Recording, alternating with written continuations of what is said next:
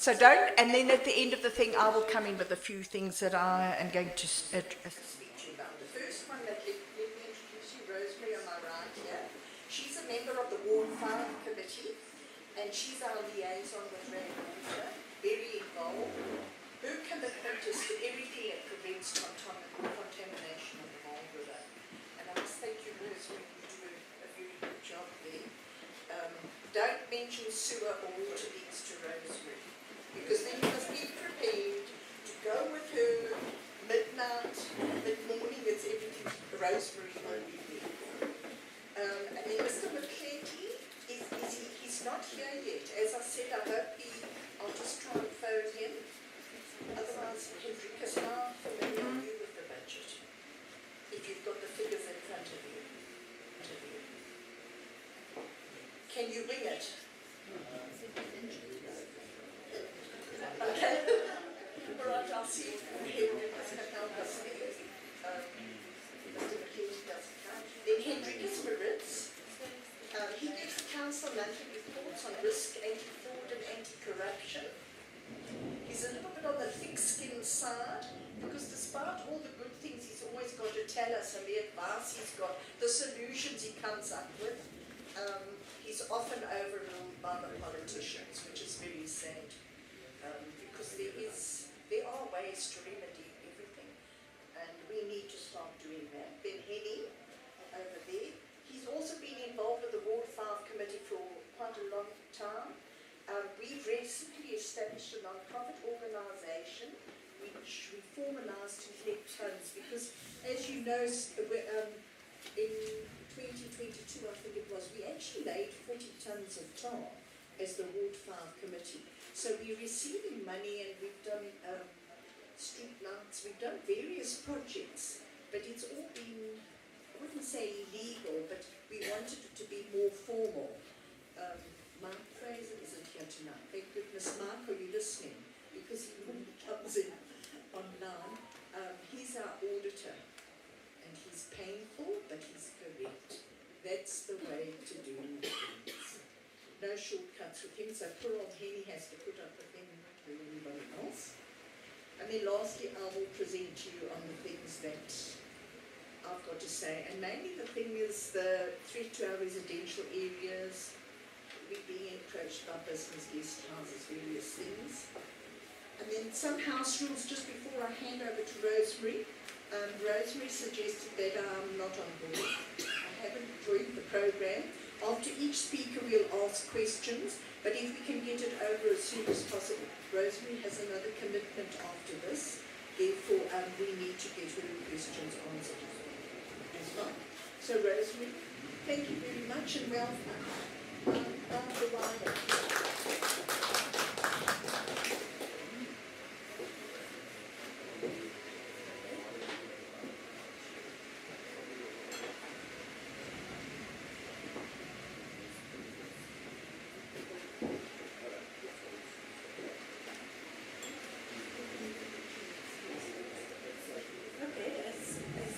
My name is Rosemary Anderson, and I'm passionate about making our Vaal River clean.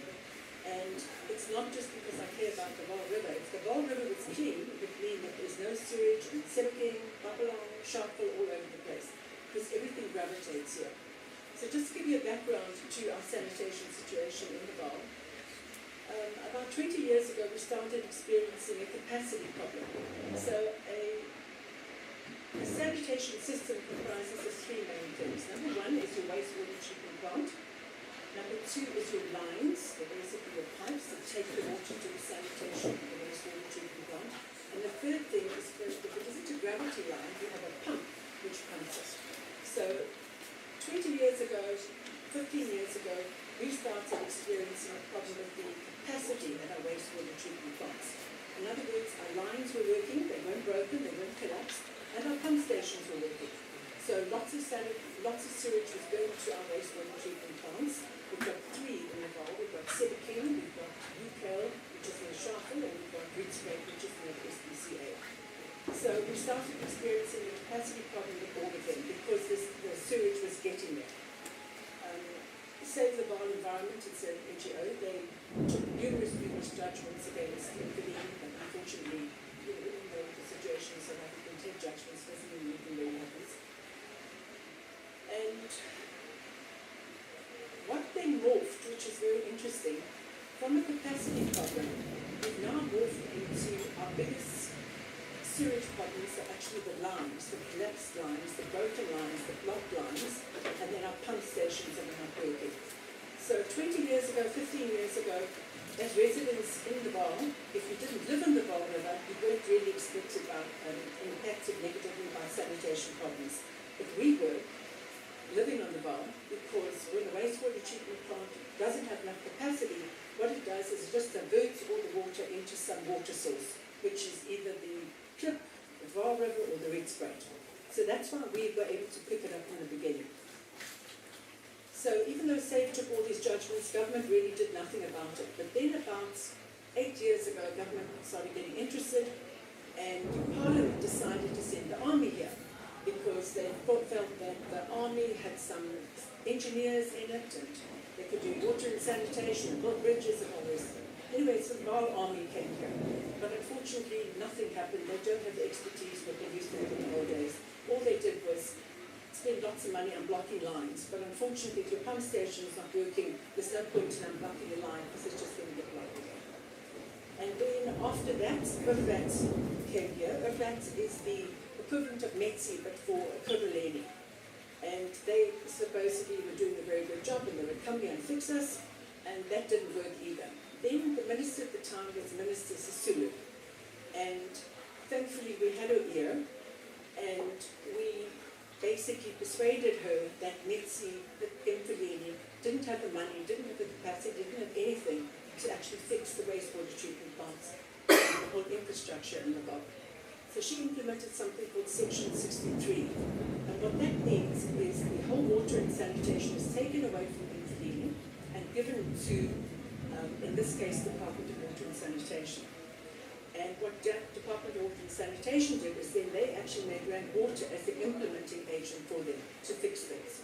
And then the other good news was that they actually got budget, because as we know, Emfuleni doesn't have any spare cash.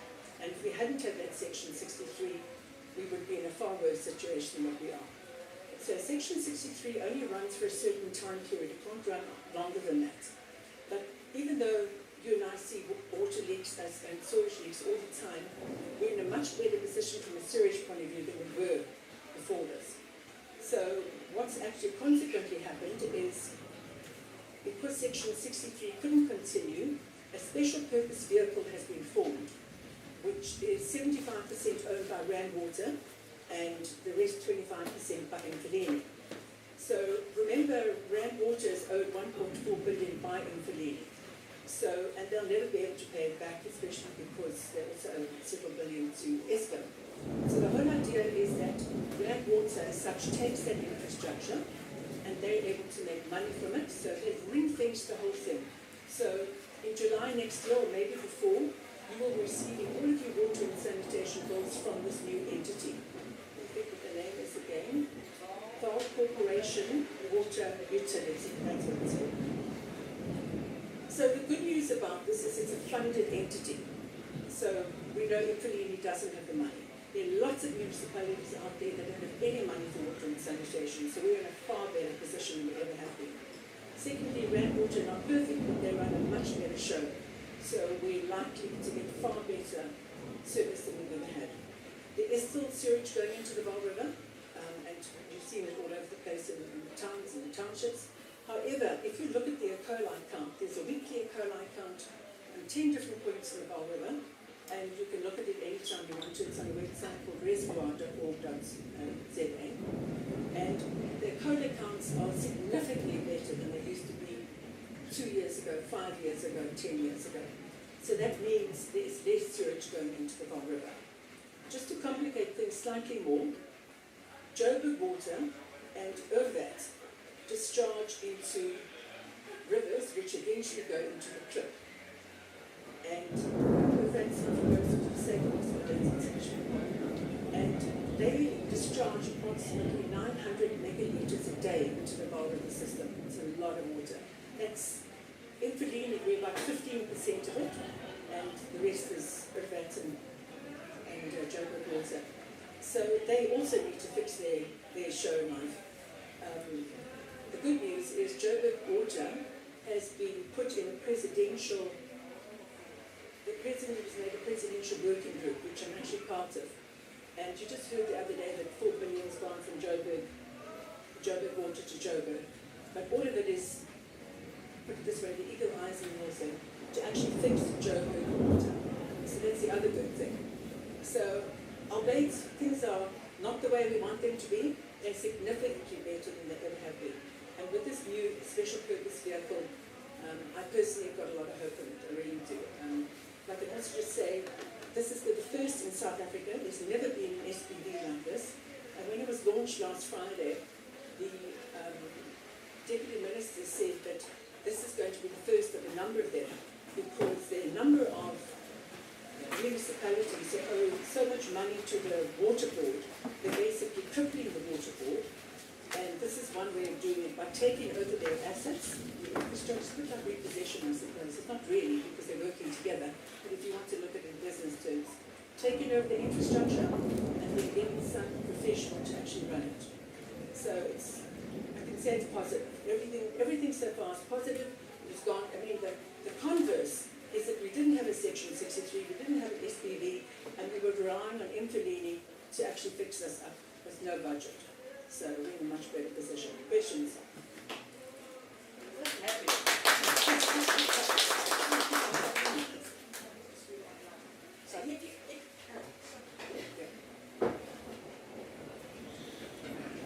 Sorry, anybody that has questions or wants more information from Rosemary, we ask you to please come up and speak into the mic, because we are live streaming this. So are there any questions? Do you want any more information on the Vaal Corporation utility? If I could also just add another thing too. You know, in the old days we couldn't get cooperation from Rand Water or DWS, whereas now we've got a very close working relationship. I don't know if any of you know, but we had 2 years ago, we had a huge problem with invasive plating weed in the Vaal River. It was water lettuce. Within 3 months, it took over 400 hectares. 400 hectares is massive. And as a community, the Vaal River community, we actually started doing something about it. And we actually said to Rand Water and DWS, we're not going to wait for you, we're going to do something. This is the date of our meeting in January. First prize, you're there. Second prize, we're going for it anyway. They came to the meeting, and we've got a very good, we actually meet on a monthly basis. And we talk about we're going to do it here, there, all the rest of it. But the Vaal River community, we put 10 million rand in, over 10 million, taking that aquatic weed out. And while we were busy doing it, the previous minister, Minister Emfuleni, who now, as you know, is in the news a lot, he actually came down and saw what we were doing, and he allocated 42 million rand over 3 years. So we've got a budget too to actually make sure we never end up in a situation like Caribbean or anything. But the way why it works so well is because we meet on a monthly basis with those two entities, with the community, with the contractors, and it just works extremely well because we've all got eyes on this thing. We're saying, look at that, I saw that, look at that. It just works so well, and I'm really hoping this can translate into the sanitation and water side too, whereby we work as a community, and we're not pointing fingers, but together we're actually fixing it. Cheers.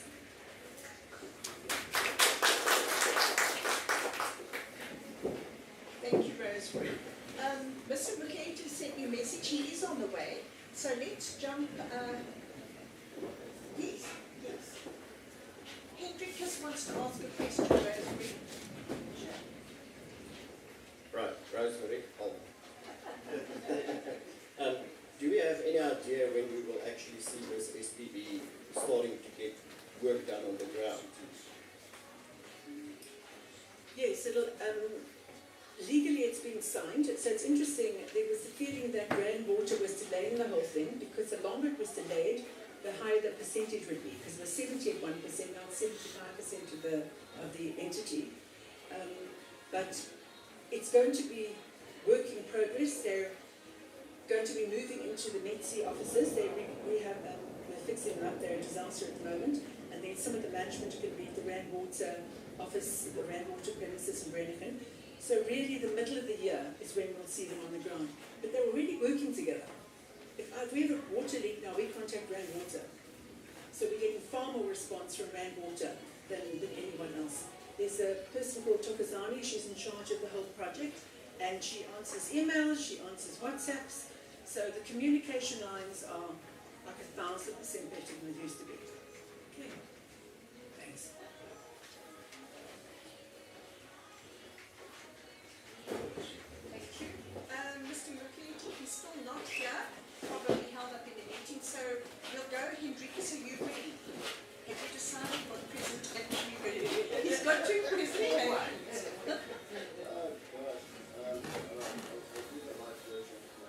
Okay. And then can you speak into this at the same time as with your computer? Oh, he's so clever. So you're ready?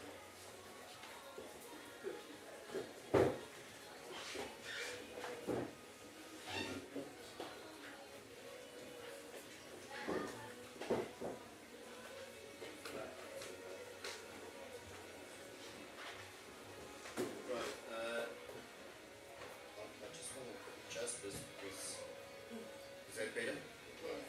Good. Thank you. Good evening, ladies and gentlemen. My name is Emfuleni. I'm also a resident here in Emfuleni. I'm from 3 Rivers East. But I'm also the chairman of Emfuleni's Risk Management Anti-Fraud Anti-Corruption Committee. I'm serving my second term there, so I'm an independent member to ensure objectivity and independence, and that the report is not manipulated in any form or any way. All right.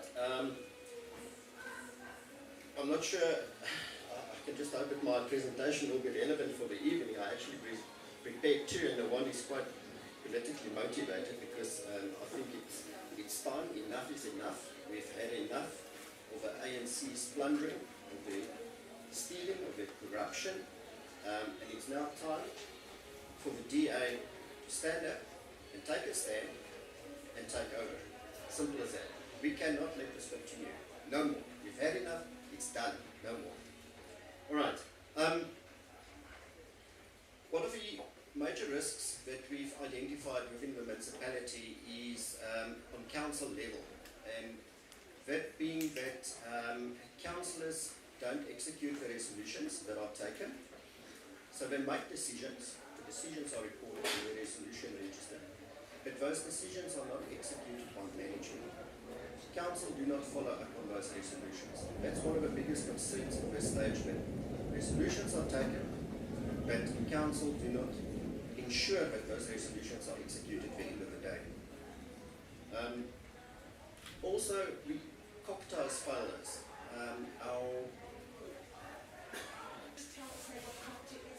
Okay. They basically deal with corporate governance. They are supposed to bring national, provincial, and local entities together. So they're the glue that's supposed to bring the national plan together with the provincial plan, together with the municipalities. And they should be a catalyst for government, but they are not. They're just a big failure. They have failed this municipality and many other municipalities. They've failed many provinces. And we receive very little support from them. When we request information, when we require clarity on matters, they're just merely silent. Simple as that. Right, so that's basically one of our biggest risks is on the council level.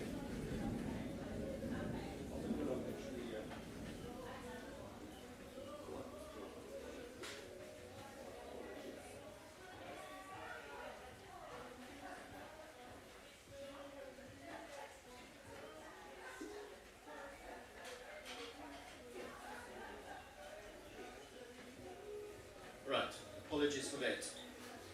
Let's quickly talk about the debt relief program. 2 years ago, Emfuleni embarked on the debt relief program.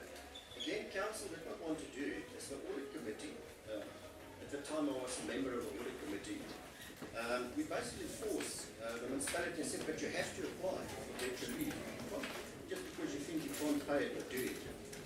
So the municipality did jump on the bandwagon, and we managed to pay the municipality the current account for the first year. And we did manage to get a write-off, I think it was 1.4 billion. However, Eskom has not written off the money on their side, so it still reflects on our current account. So we did not get the benefit. Now, the problem is, yes, it will be done sooner or later, but the concern is we pay interest on in roughly 54 million rand a month on interest on that account. So at this stage, the account is inflated because we did not get our 1.4 billion discount as we should have got. We've raised this concern with the municipality, and the municipal manager is now actually involved on an adventure with Treasury to see if we can't get Treasury to force Eskom to write off the money. Remember, this program is a Treasury program. It's not a program from Eskom. And obviously Eskom, somebody needs to rattle the case and say, you've got to write all that money now so that Emfuleni can do the same on their side. Right, we had another bank account attachment this year. It was about 2-3 months ago, and the timing of it was perfect. It was just during the trans payment, when we got our second trans payment. Government pays the municipality in 2 trans payments, one in half year and one at the beginning of the year. And how do you manage a municipality when your bank account is empty? Now we know what the politic was behind it. There's loans from the World Bank for water because they built our infrastructure, and the World Bank was getting itchy because the debt ratio was bad, and we believe that's why they attached the bank account, just so that they can make the figures look a bit better, and that the World Bank will not be too jittery about it.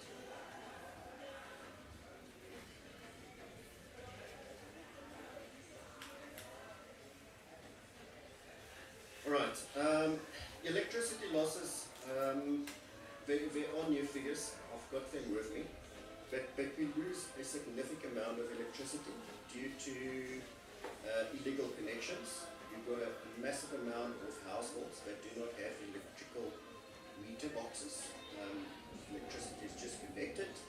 The municipality is aware of it. For those people, they charge a flat rate.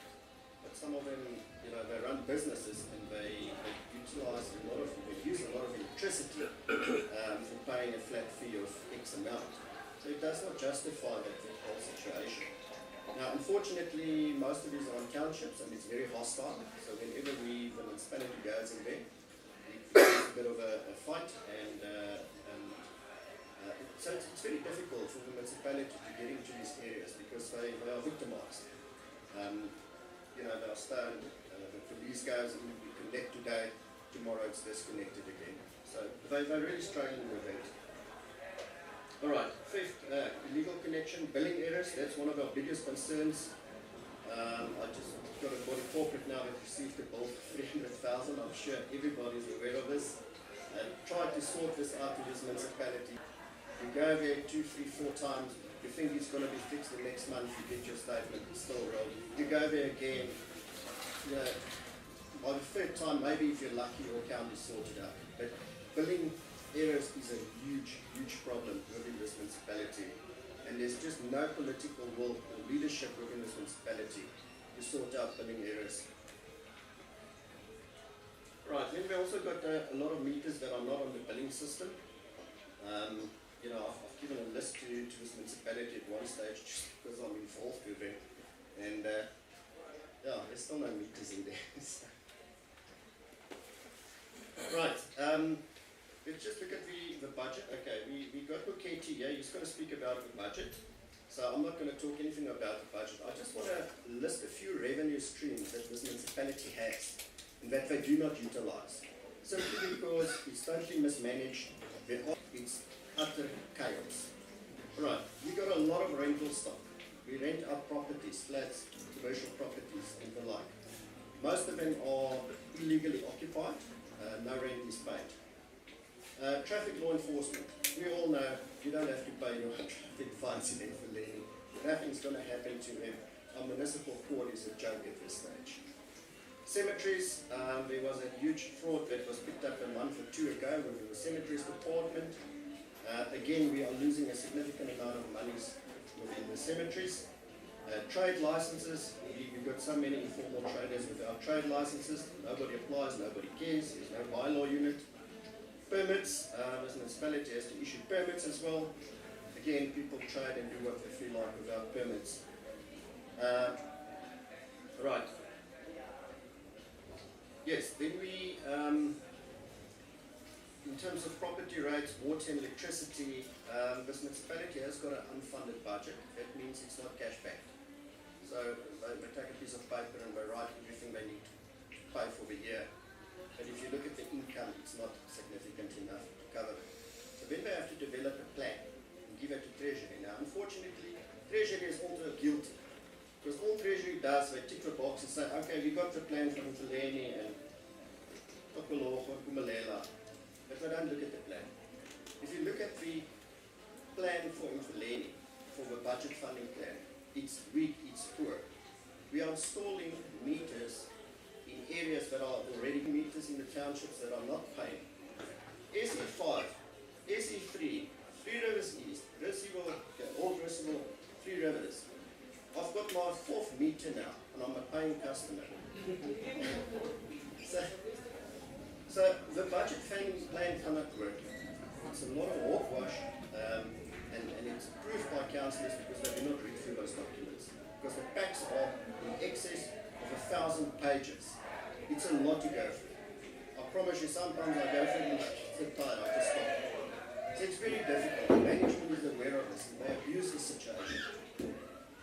So these documents get passed by a maker, and then it goes to council, and council just agrees. And when it's already agreed, it's too late. It's now approved by council. Alright, push for ward-based budgets going forward.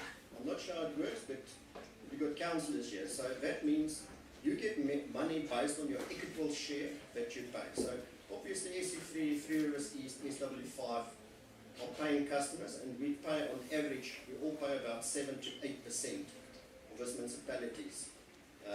Revenue per month comes from each of these rich areas. And we say, well, if we look at the IDP and the SDBIP, there is absolutely no funding going to our suburbs. Zero, nothing, nada. And that's not fair. It should be equitable.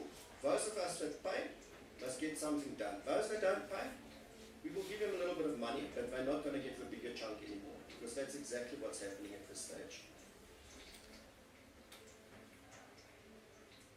Right, that's just a graphic presentation of the contribution of these affluent areas of ours.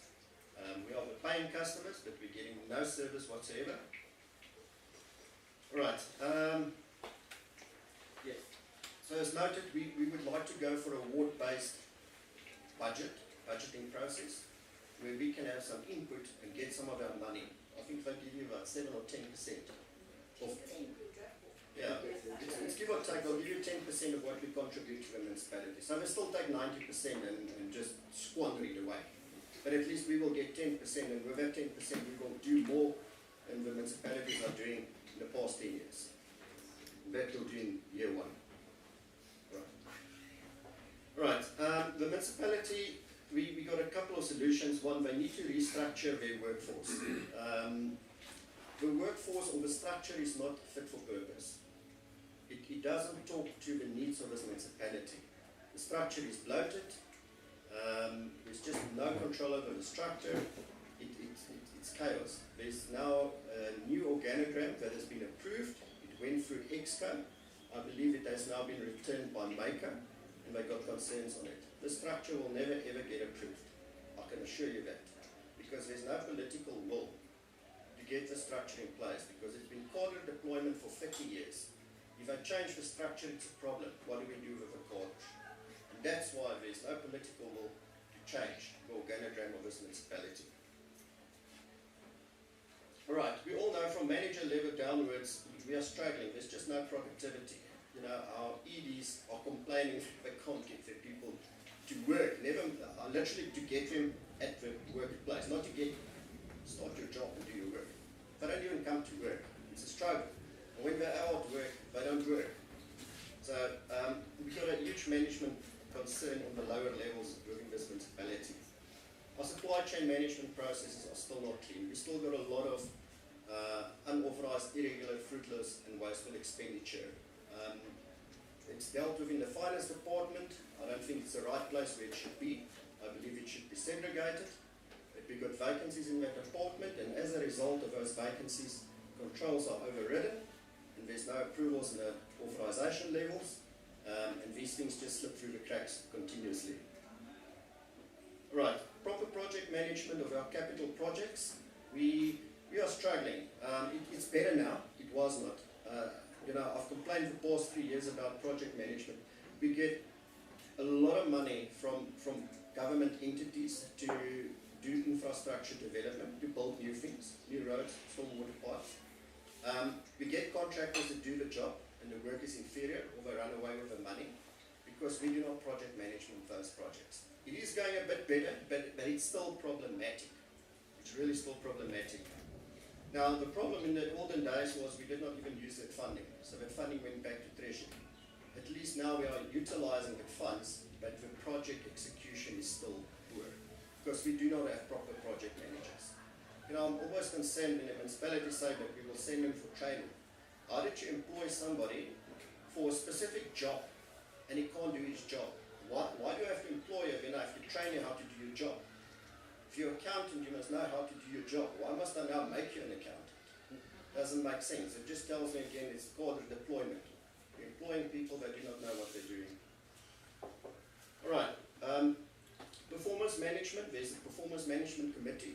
Quarter after quarter, the municipality is failing dismally. Simple as that. There's absolutely no consequence management, and that's a council problem. Council do not take the ropes, and run with this horse and say no more. I don't think this municipality has ever fired the executive director. It's unheard of. Consequence management is disciplinaries. It's a Yes. nice word for saying discipline. Correct, yeah. It's like saying it's a challenge. Just fix the problem. Right, so the solution is, the DA is still not in the majority party. And as I said, I've actually had another presentation which was more politically inspired, because I want to inspire people. This is the opportunity now. Next year, be registered. Send WhatsApps to everybody in your groups, in your whole telephone. They can just delete it, but get them to register. And then we must get them to go and vote. We can no longer take this plundering of the ANC. I've got thousands and thousands and thousands of evidence of this ANC's corruption, fraud, theft, and nobody's in jail. Jacob Zuma was in jail for 6 days, and it was not for his crime, it was for not attending the court. So, just shows. Alright, and then council need to ensure that the resolutions need to be implemented. I believe we need a new council. The councillors, the DA councillors, the EFF, ANC, and I do get a lot of support from the EFF because they use me as a beating tool for the ANC. So, but I take a lot of flack there. But yes, we need councillors that's not scared to stand up and work through all these thousands of pages of documents and make sure that things happen the right way. That they do not agree. Because that's what's happening. Come 5 o'clock, the councillors are tired, and I don't blame them. So all they do is they just agree. No more. Cannot happen. Thank you. Thank you, Hendrikus. Are there any questions? Don't be shy. Practice to be a councillor. You've got to ask the hard questions. At the back there, I think it's Isaac. Yes. Yes, Isaac. My first. Oh.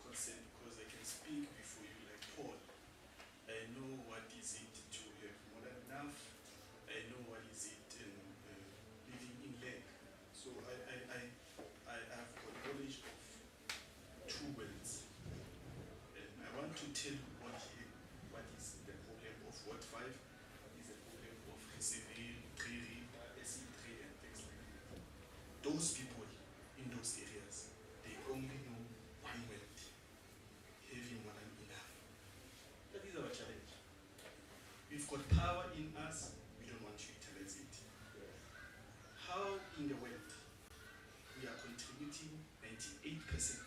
That's Ward 5. And we get 0 services. And you go to Zone 14, Zone 7, Sibuki, we've got people who are working for government. I've got friends, I've got relatives, they're working. You know, when they water their gardens, they just put the hose pipe there early in the morning and they will switch off the tap in the afternoon. And water is running around.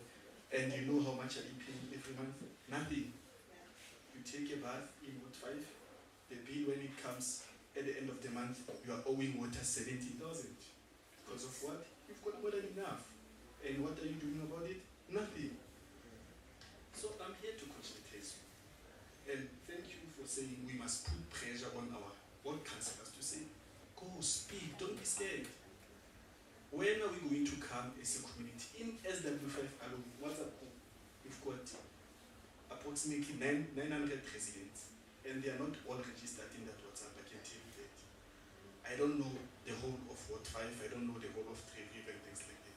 If we can decide one day that we come together somewhere in one park, you sponsor us, business people, we make a lot of noise, we agree as a community to say, we're not going to pay maybe 3 consecutive months.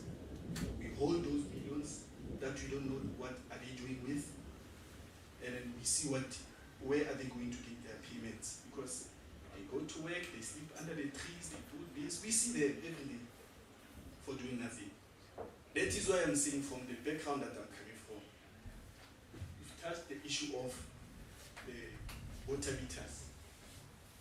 Near us here, Bellows Park, no one can go there and say we want to put a new smart meters over there. You know what the community will do? They close the roads and that deal is finished, just like that. But when they go to SC3, everybody's agreeing, everybody's quiet, everybody's scared. That is the problem of these wards.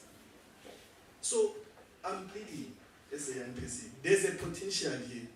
The work that I'm doing, I travel all over Gauteng, and there's no better place like this part of Gauteng, which is Johannesburg, I would say south. Very beautiful, with no services. Those places where they say, I'm telling you now, even me, last week I was at Helen Club, my child was swimming there in the lake, there's a lake there, she was swimming, I took her there. The difference is that it's clean. It's because of the municipality and their spending. And I was with the mayor of Merton, and I've got proof. You can go to my Facebook, I think Maureen saw that, and as well as other auditors. You know what is happening in Emfuleni? For every 10 rand that you pay, 6 rand is unaccounted for. They steal it, they do this, and then 4 rand is mismanaged, not to services. So can you imagine how this thing works? So I'm saying to you, and I'm making a plea, as a community of people who've got more than enough, put a stop on it. Make a day, have an action plan. Let's write for Emfuleni. And all of us, we go there, we tell them, we write memorandum. If we don't see change, if you don't implement this thing of us getting our 10% and we decide what we want to do in our communities, then we're not going to pay. And we take that action. We don't just write about it. We will apply for leaves for 1 or 2 days and implement the action. You will thank me later. Thank you.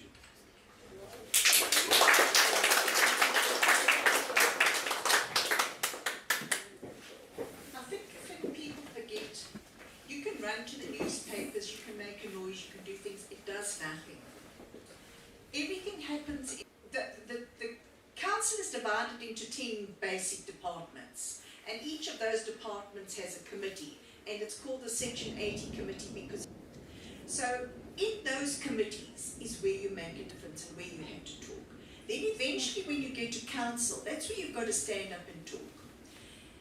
So as Isaac says and as Hendrika says, you need councillors that are talking the right things at the right place and asking the right questions.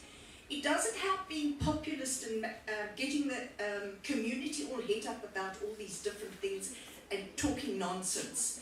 The work must be done at council by the councillors, and I'm telling you, it must be done at council by the councillors, and I'm telling you, we are not doing it. People are scared to talk. They're scared to ask questions. I'm begging to be put onto the finance committee because I will ask the right questions, and they are not being asked. Unfortunately, I'm not on the, I didn't even know Mr. McKenty's real position and all the rest of it until the RDP meeting. I'm not on that committee, so I don't have, there's not enough sharing of information between the different committees, and that it is a weakness in council. So, like Hendrika says, 4 days before council, we're supposed to get the council agenda. You'll get an agenda with 1,000 pages. You might be able to read it. Can you evaluate it? Can you reflect on it? And you can't. So you have to rely on other people, because now each one of those pages belongs to a different department. So you have to rely on your own councillors or other councillors that have sat in those committees to give you the right information. And I'm telling you now, and I've said it before, and I say it to every council meeting, we only get the information that officials want us to give. With all due respect, Mr. McKenty, we will exclude him because I think he's very brave to come and speak to us tonight. Nobody wants to come and speak to the community. Nobody's got the, and he said no, he will come. He is not a decision maker. The information, like Hendrikus, they give through, and there's no political will, and there is no political will. And going for this next year, all the councillors want to be re-elected, so they're all sparking and you're hearing all these things. It's actually disgusting. For me, it's sickening, because they will tell you anything to get re-elected. So when you, even me, I'm not standing for election, re-election. So, you know, and it is true, because all they want is your vote. And it's the same with everybody. So when somebody tells you the sun is shining, check it and reflect. Do you want the sun to shine? Do you want the sun to shine brighter? Do you want it to shine dimmer? Do you want it to shine from the other side? So when you get information, reflect on it. Think what you want. What is the value to you? And then you need to attend these public meetings. Because when I stand up in council as the Ward 5 councillor, the question simply is, who do you represent? So I turn around and I look, and there is nobody. You have to support your ward councillor. So unless you're saying things at the meetings where the mayor is, the RDP meetings, where Mr. Mukherjee is, because now when he draws up his budget, he will hear what you say, if you have anything to say. If you don't have anything to say, then he doesn't have to change anything. If we do have something to say, he can try and say, well, that makes sense, like the ward-based budget. At the moment, the money's in a big pool, and it's unaccountable, and it's difficult to follow they always say follow the money. Now, if it's ward-based, each ward councillor will know, I'm going to get 10 cents. Then you don't have to worry about anybody else's money. You just have to worry about your ward. We are getting 10 cents. You go to the community and say, we're getting 10 cents, what are we going to do with this 10 cents? What are our priorities?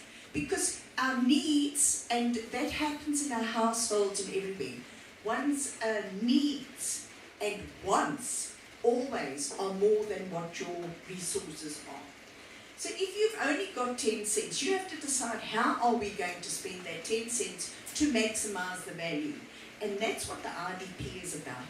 You can't come to an RDP, and I'm sure you're all on a group that I'm on. I'll tell you what to say. I'll tell you what to say. Because I'm in council. I know how people are thinking. I know what the political landscape is. I know what is needed. I'm not just saying that because, well, something to say. It's of value to the people as the residents. I live in Ward 5. I don't want to live in sewer. I don't want to live in, and by the way, I've got a main sewer hole and the property next to me. That property is owned by a gentleman who has a contract in Sebeking to clean the sewer lines. so we don't have sewer problems. Otherwise, we would all be swimming in sewer. So you see, these are things that are happening. And unless you're reporting, and one should always bear in mind, we all hurtful. I'm so sick and tired of it all. You are too. But this doesn't always seem to be a light at the end of the tunnel. The only way we're going to get that light is we have to be the light. We have to change. And if we want to change, you can't put in, if you put the same thing in for the last 30 years, which is what we're doing, nothing's going to change. That's why, by the way, when in 2000 to 2005, we did have a ward-based RDP budget. We did have it. Most municipalities had ward-based budgets. It's not in the interest of this municipality because, as Isaac mentioned, as Hendrika's mentioned, we are a paying ward, and I'm telling you, we get nothing. I've actually said in council that it's a strategy, an ANC strategy, because the worse they make the DA ward councillor look, the more likely you are to vote for somebody else. I don't want to get political, but these are realities. Because they say to me, I can't, somebody's just on the group said to me, go and do something. I can't get into the waste compact environment. And even if I could, I'm not allowed to. As a councillor, you are not allowed to interfere with administration. So everybody knows what they want to do, and there are a few people, and I don't know how they do it. They're dedicated, they're committed. There are people like that in the council. Why? Because they live in the communities and they want their community to thrive. Nobody moves from Sebeking or Everton to SW5 to bring the sewer with them, to pay 100 times or to even pay anything, and to live in worse conditions. So it's in the interest of all these officials that have moved into the suburbs to actually start saying, look, it's time for us to get our fair share. And it is.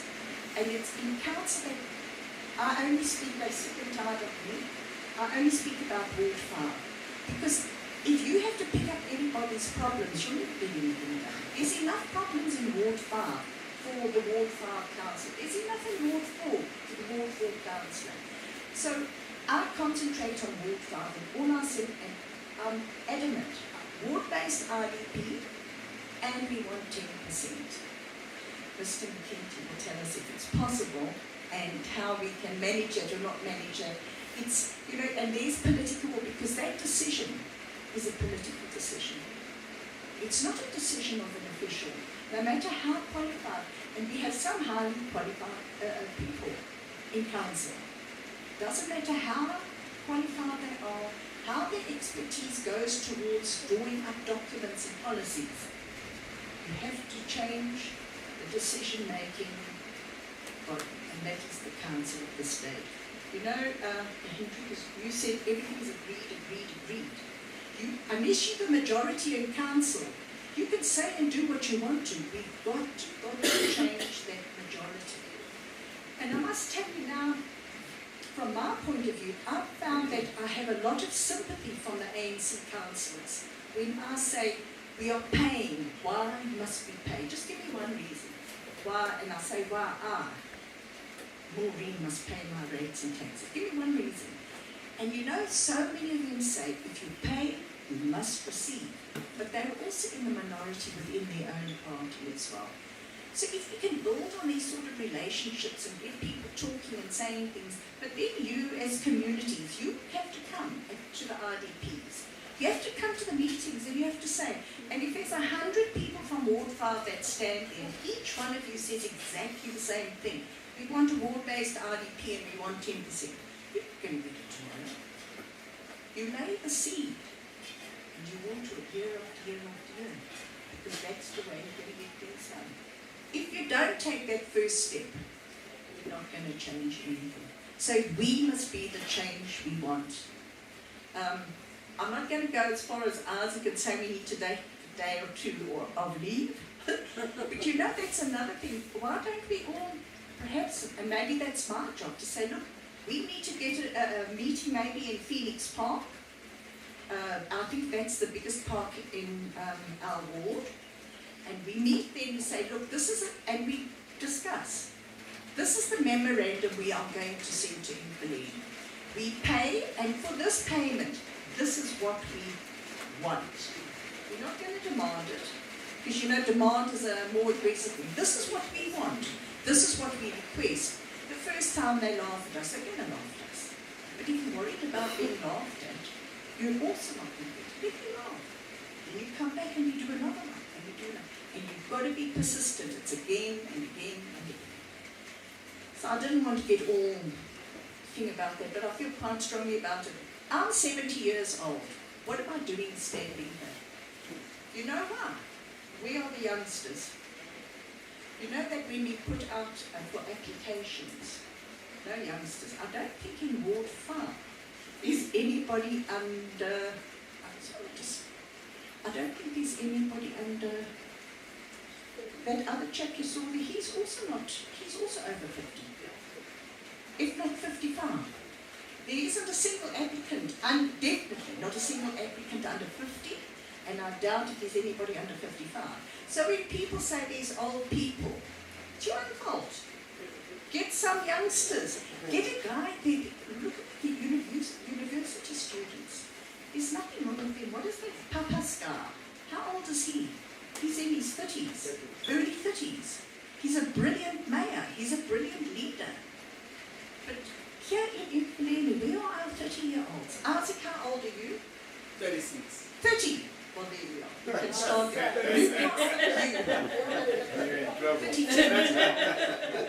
You see what I mean? So you are sitting with people, and you must realize, I don't think that my age group, and I found with myself, we don't actually resonate with younger people. We think differently. They are different to us because they've got all these funny gadgets. They live differently to us. They think differently. But if they want the change, they have to make it. They mustn't come and just say, oh, well, we've got a 70-year-old as our ward councillor. Well, tough. I'm here by default. There was just nobody else. And I was stupid enough to, somebody said, give it a go. And I thought, I'll give it a go. I was on holiday. And I sent my CV in and everything. And the next thing I had an interview, and that was it. And so sorry about that, but now I've only got a year to go.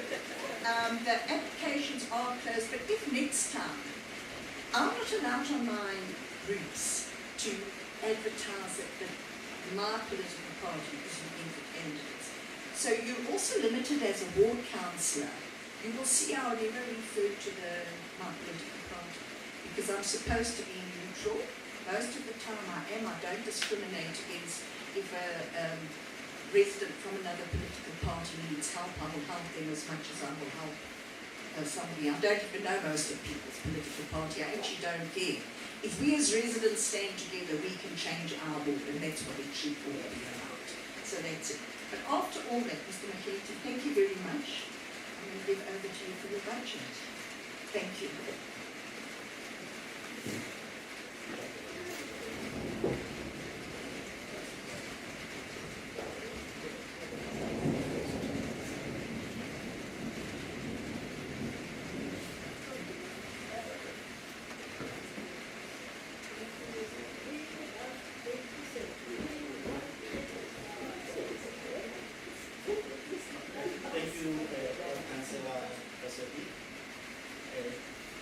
Chairperson of the Stonehaven, members of the committee.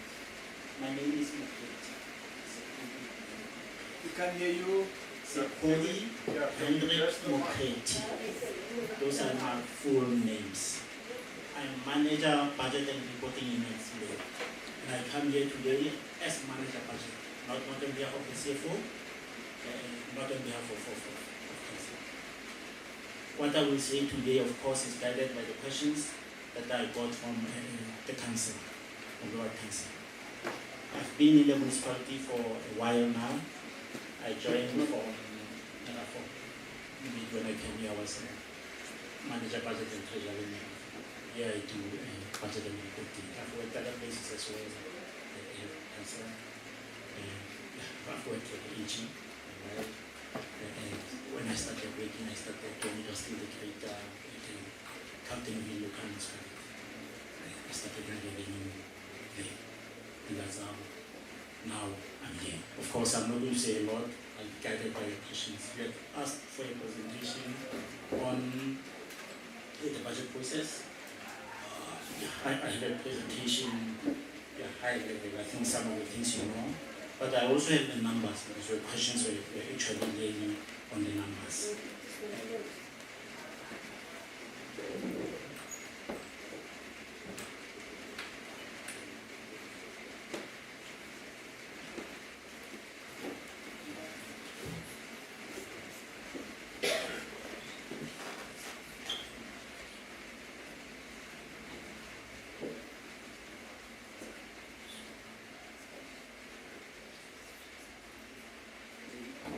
Maybe let me do this. I'm going to toggle between, I'm going to move between. I think I should present where the questions are written so that it's a question and an answer. This is just a detail on it. Now, I will also really share.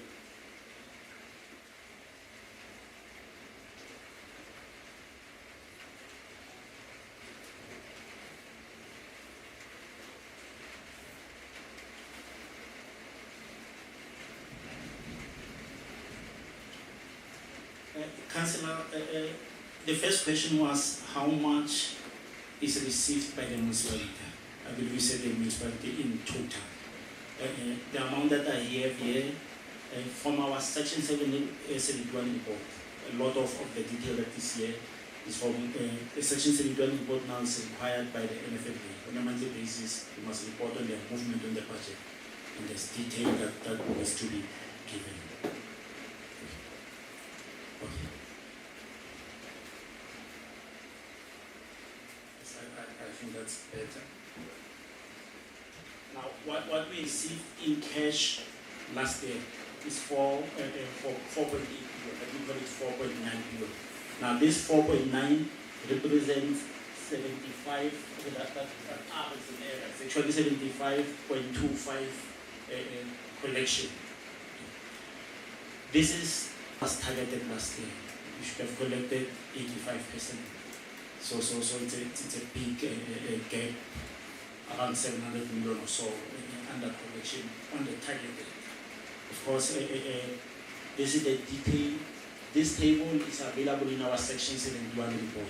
Now by law, the Section 71 report is also should also be going and get this info. So that's that in short, Councillor.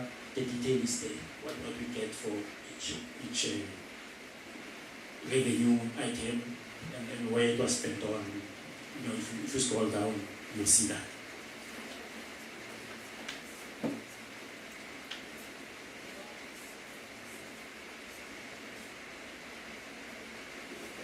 Now, what I just showed was 24, 25. It's not the 4 months of the financial year. I don't have the year. I thought it's best when we look at the complete year. And another question: what is the deficit? What I'm showing here is an accounting deficit now, not the cash deficit. It's an accounting deficit on our transacting accounting. This is what we are short of. The actual cash deficit, of course, you will see it in the creditors that we owe, over 10 billion. You know, a lot of it, land water and ESCOM. There was a question that based on the budget, what would be the amount if we received 100%, expected income if we received 100%. Of course, that will be the whole revenue that we've budgeted for. And that calculation, of course, we should come to then to 10 billion. Now we took the budget and we took the revenue items and just added VAT. Because we are talking cash. But now at 85%, which is budgeted for, we really should get then about 9.1 billion, including VAT. But I'm sure you can see from these figures, the other figure is almost half. That figure is almost 5 billion if you are. So yeah, there's really challenges with collections. Our collections are very low. There was a question on What are our fixed expenses? Councillor, 6.7 billion. Of course, it's an estimate. Some people can still argue that some of these are not fixed. You can control them. But for now, 6.7 billion is tied. It's tied to the budget. Employee cost, to cut that, it means you must now fire staff. But of course, Chapter 7 will have that small element of not being fixed in that. It's a budget, the posts that are not filled yet, they are included there. If you choose not to fill them, then you can reduce this. This translates, of course, into about 18% of the budget. One of the questions is, what is this as a percentage? Our employee cost, 1.6 billion. Remuneration of councillors, 70. Now, the councillors' remuneration is legislated. Yeah, you can move there. Our bulk purchases, ESCOM and rent water. We are targeting that 3.1 and 1.5. Now I'm reading from the amounts that exclude VAT. And then our capital expenditure was 379 million. A portion of our capital expenditure is grant funds. So that one is really fixed. You must spend it. Now I included all of it. A lot of our capital expenditure on the own funded is electricity maintenance. You really have to maintain. And I think I'm just saying we cannot avoid that. So of the total budget, this one, you cannot escape.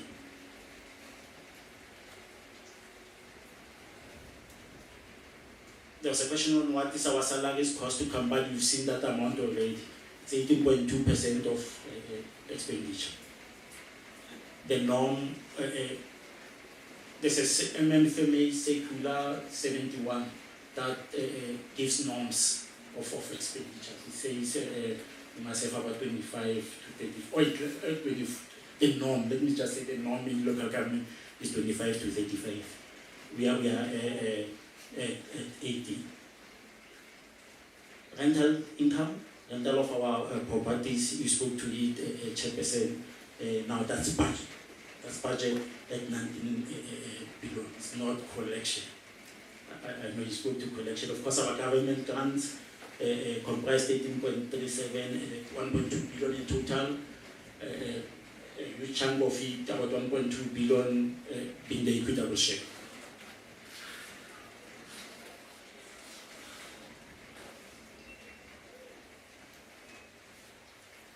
Our other expenditure, of course, excluding rent or tables from as requested and excluding non-cash items, depreciation and debt, come to that amount that we see there, 1.2 billion. The biggest of that amount is contracted services at 852 million. I know that's where really, if we want to turn the budget around, we must really look at.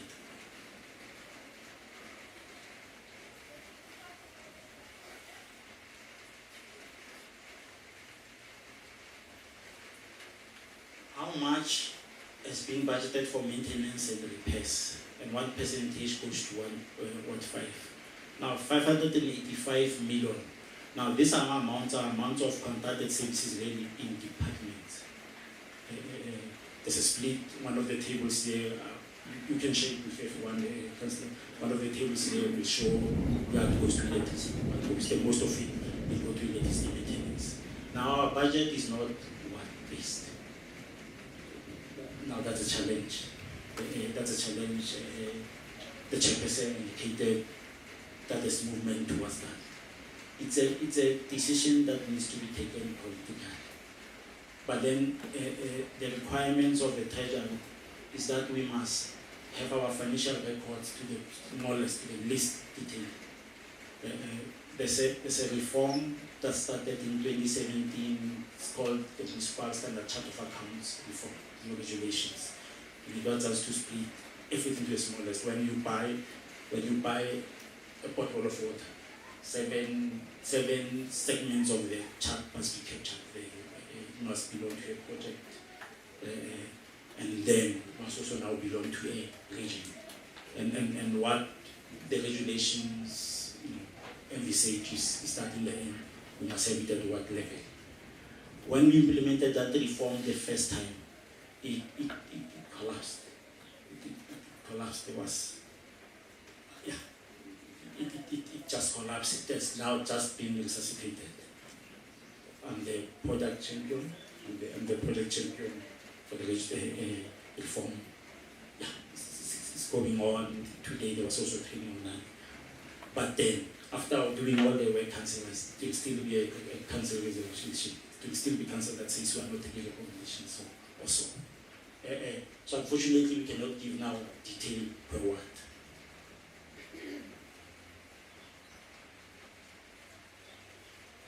If per word, any consideration for paying what, and as I say, council, it's going to be the competence of council. Income received from Ward 5. I'll open the attachment now and show the collection rate here, also the rent amounts. Of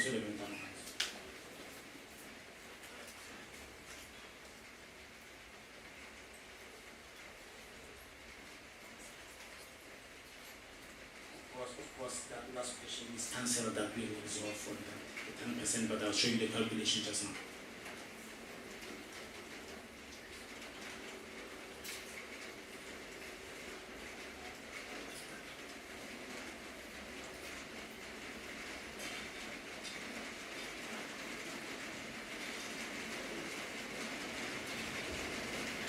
I think I should open this one. That other one is just this one on PDF.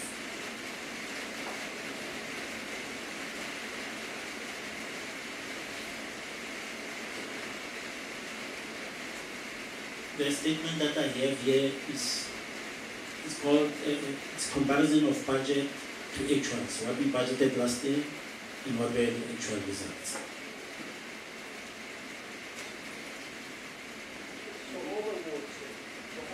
This is all the wards, but there's one that's specifically Ward 5, especially with the cash I'm coming to that. So maybe you look at this one on your own. I don't think it could help in this way. But it's just to know the results accounting wise of the municipality. I'll put it on the groups.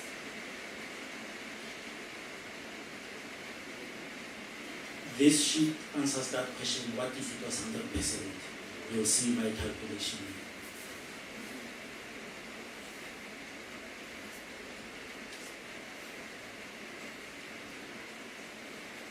Now, this is the payment rate for the municipality the 4 quarters of last year.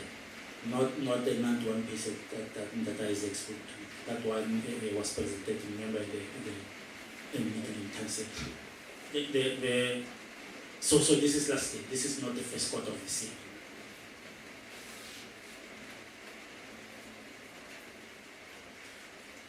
The collection rates were 82%, quarter 1, 98%, quarter 2, 93, quarter 3, 82, quarter 4. This average is 90%. This average is 90%. But that's something that I want the meeting to take into cognizance. Remember, we have a court order where some payments are made directly to ESCOM. So amounts at the end of the period might not include this amount. So you still have to reconcile amounts. But anyway, this is what we had on record as at the end of each quarter, and this is what was submitted to the provincial and national treasuries.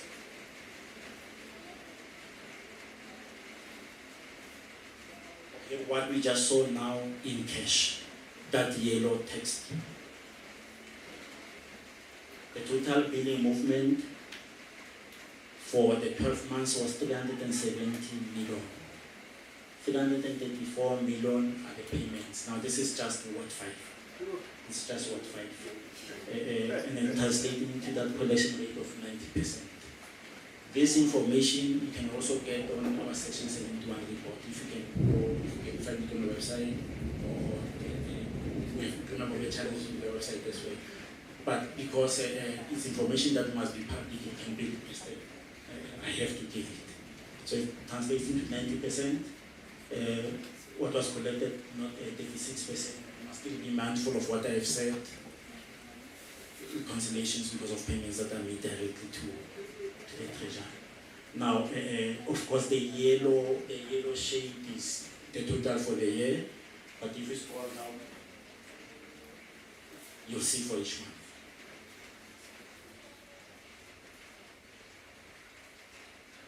And of course, 10% of that is then 33 million. Now, this 33 million is 10% of the cash that was paid. If we work on the collection rate, it will be a different fee. This 33 million is one five. This is a calculation for what five. Is just this what. Yes. And this is for 2000. This is for the year that ended 30 June. So it's a 12 months last year.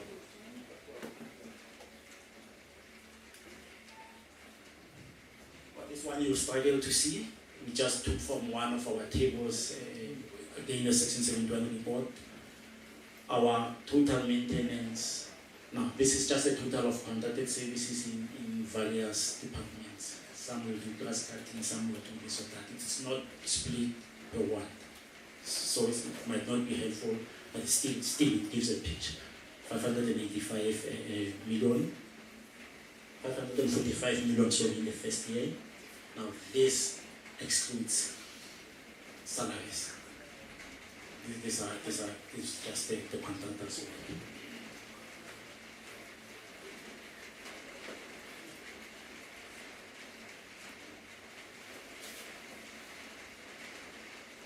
There was a question as well on the weightings of certain revenues and certain expenditures. One question was, what are rental from fixed asset as a percentage of revenue? It is 0.2%.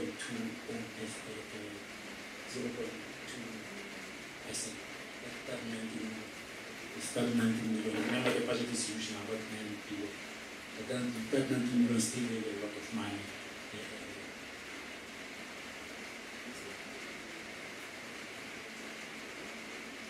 Our power transfers and subsidies, 1.269 billion. Now this is the operational grant. This is our equitable share, another operational grant. This is not the MIC. Remember, our biggest capital grant is MIC. So a lot of this money is available for use without any condition.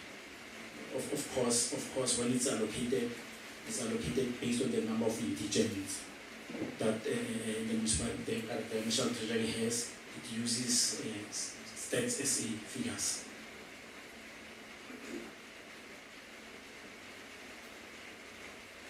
And the last question was, I think it was answered in that Word document, employee costs 18% in the first year. Of course, you can see the trend over the entry. 18%, councillors' allowance is 0.77, but the question was on employee costs. Some of these posts, of course, are vacant, so this is just the budget. Although we fill the number of positions during the year, there's a number of general workers that were onboarded. I want, while I'm still here, also to quickly jump to a presentation, because there was a question that you specifically asked Councillor on fixed costs. On affordability, it's a just.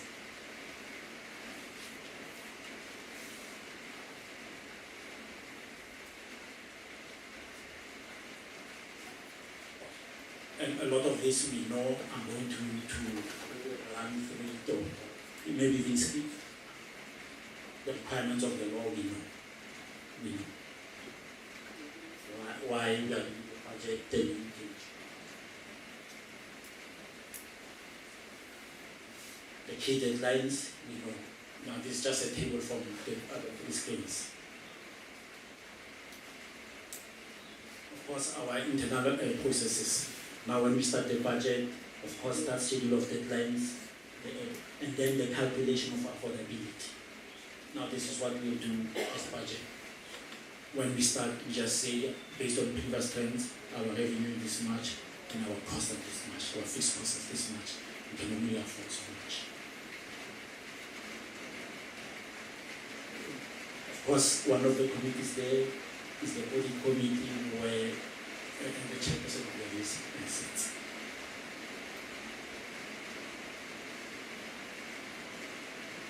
our budget assumptions this financial year, 25-26, are based on this. We have a financial recovery plan that was revised and was sent off by the MEC in December. The parameters there were used to inform the budget. We use budget surplus. Of course, we use the addition of revenue bill to give us the funds. The collective agreement on salaries, which already is the one that also makes the costs fixed. We are targeting a collection rate of 85.78 in the first year, benchmarked on the FRP. We are way below it now.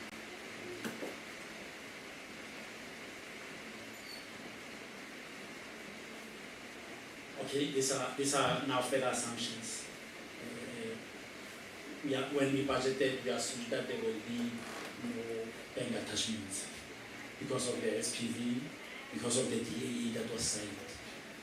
We opened the year with the attachment of these assumptions when we closed the year already fell off just after we had approved the budget. We started in the FRP. And we are assuming interventions will be implemented to reduce water and electricity, our biggest challenge. Our losses exceed combined about 1.3 billion a year. That's where the municipality is bleeding. The last one that is shown here, now it's the special purpose behind between land and water. Of course, at the time of the budget, there were days that we are targeting. And we're saying it will be functional from 1 September, although we provided for it in the budget for the year. So that target is, we have launched it, it was launched last week Friday. But it misses a deadline. It's also clear that it will not be functional, at least this first half, or even the year. Even the year, but it's been launched, a number of people are on board. There's been meetings with the World Bank and so. Now, why an SPV? The skills, technical skills of granddaughter, the balance sheet of granddaughter. They wanted a separate entity that bank account will not be untouched and all that. Of course, all of it was triggered by non-payment by the municipality.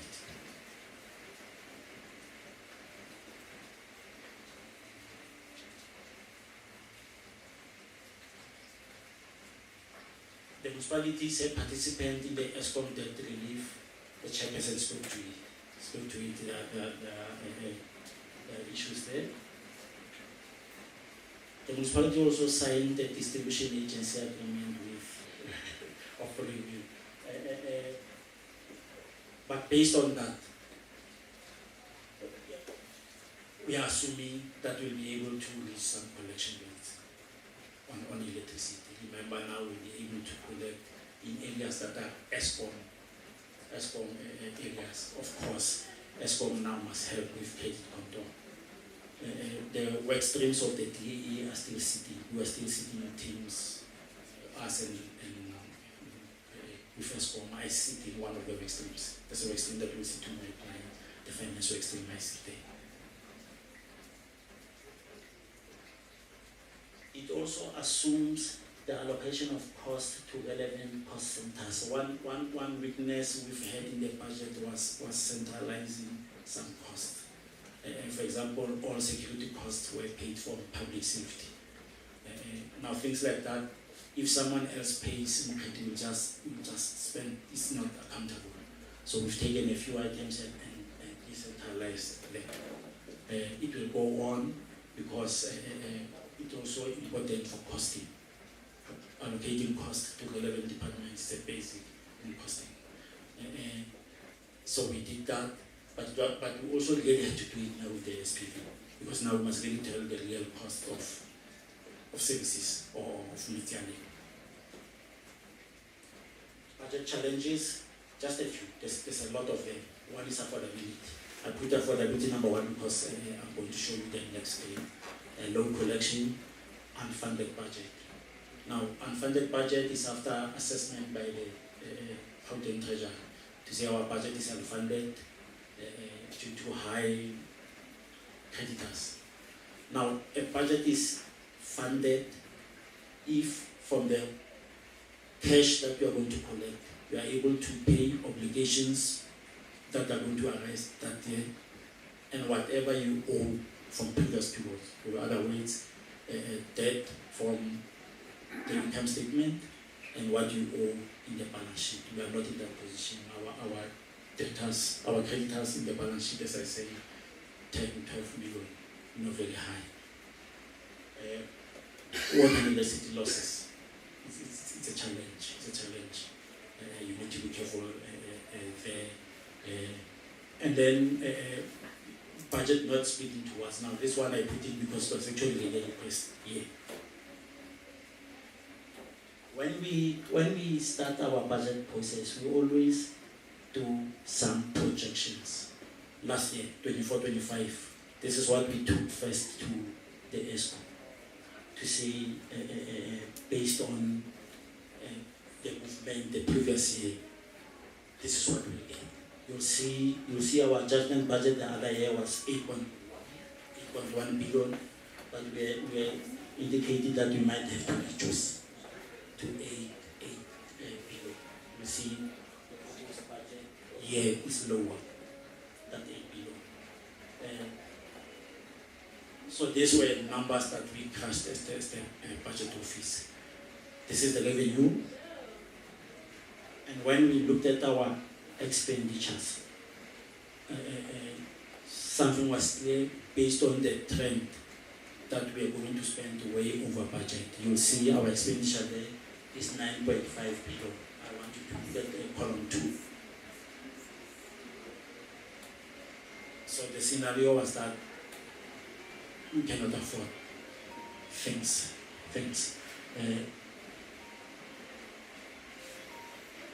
The numbers that are put there are based on trends. Now they are not based on assumptions. When we start the year, we say the reality is this. Then we start building on assumptions. If we say 10% of, then we can reduce the bulk cost. And maybe that's where we fall. Yeah, if that's not realized. So, Councillor, we particularly spoke about this slide that you see. And it shows when you look at the financial statements, you see that you might have a budget, a federal budget, but have a deficit. Now, Councillor, this is really all for today. It was just guided by your questions that we got on Tuesday. I'm sure with other engagements, the presentation will get better. And as I said, I'm here as manager budget to help with those questions.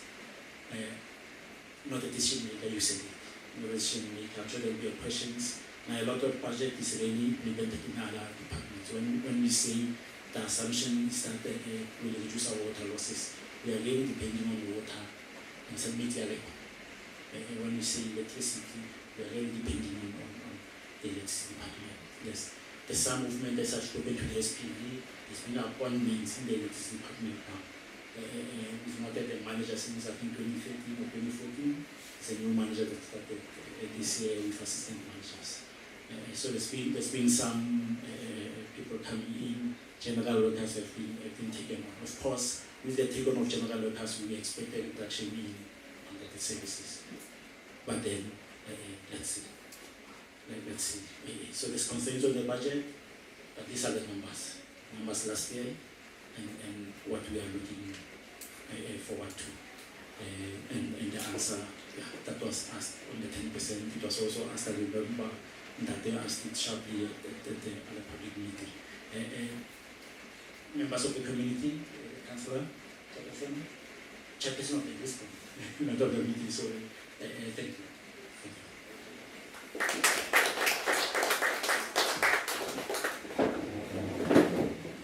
Thank you. Are there any questions? If you've got questions, you can just come forward. I think from our point of view, we have to push that 10%. And maybe one should actually say, I don't know if that's backward psychology, we should say, we as Ward 5, we prepare to give away 90%. You know, I don't know how sometimes these things work. But I can tell you now, I have found sympathy with a lot of councillors in the opposition. They do say, I mean, any reasonable person knows if somebody's paying, you must get something back. But it's the guys at the top that are not listening to us.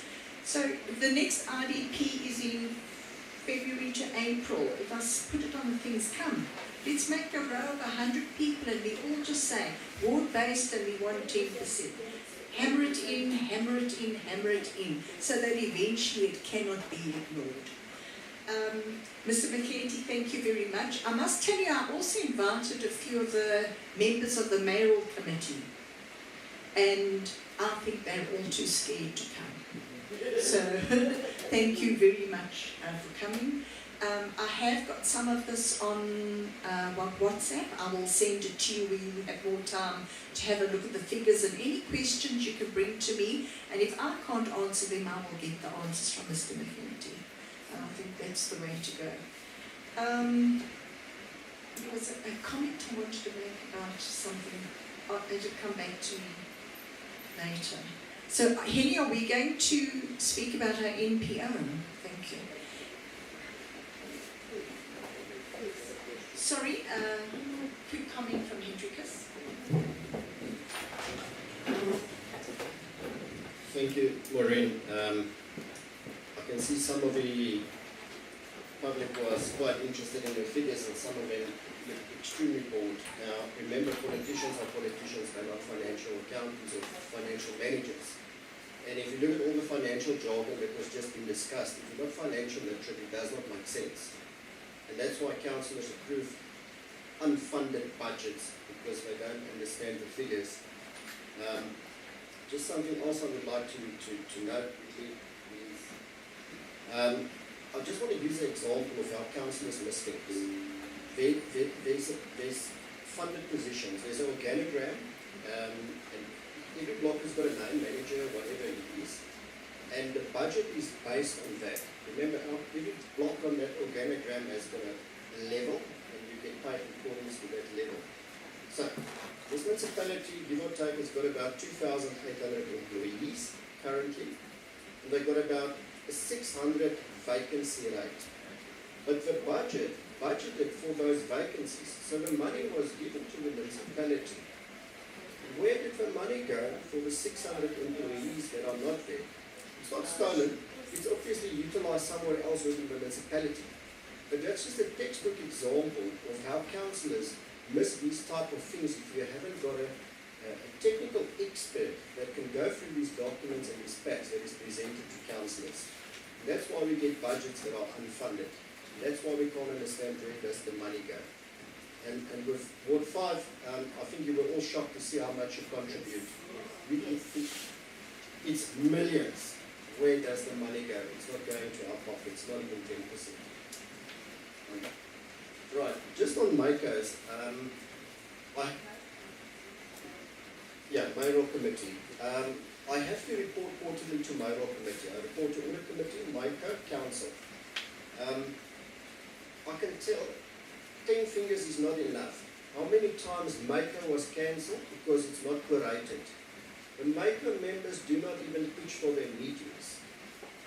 I'm talking 2 weeks ago, you travel to a municipality, you sit there, you wait for half an hour, because you have to, and MACO is not curated.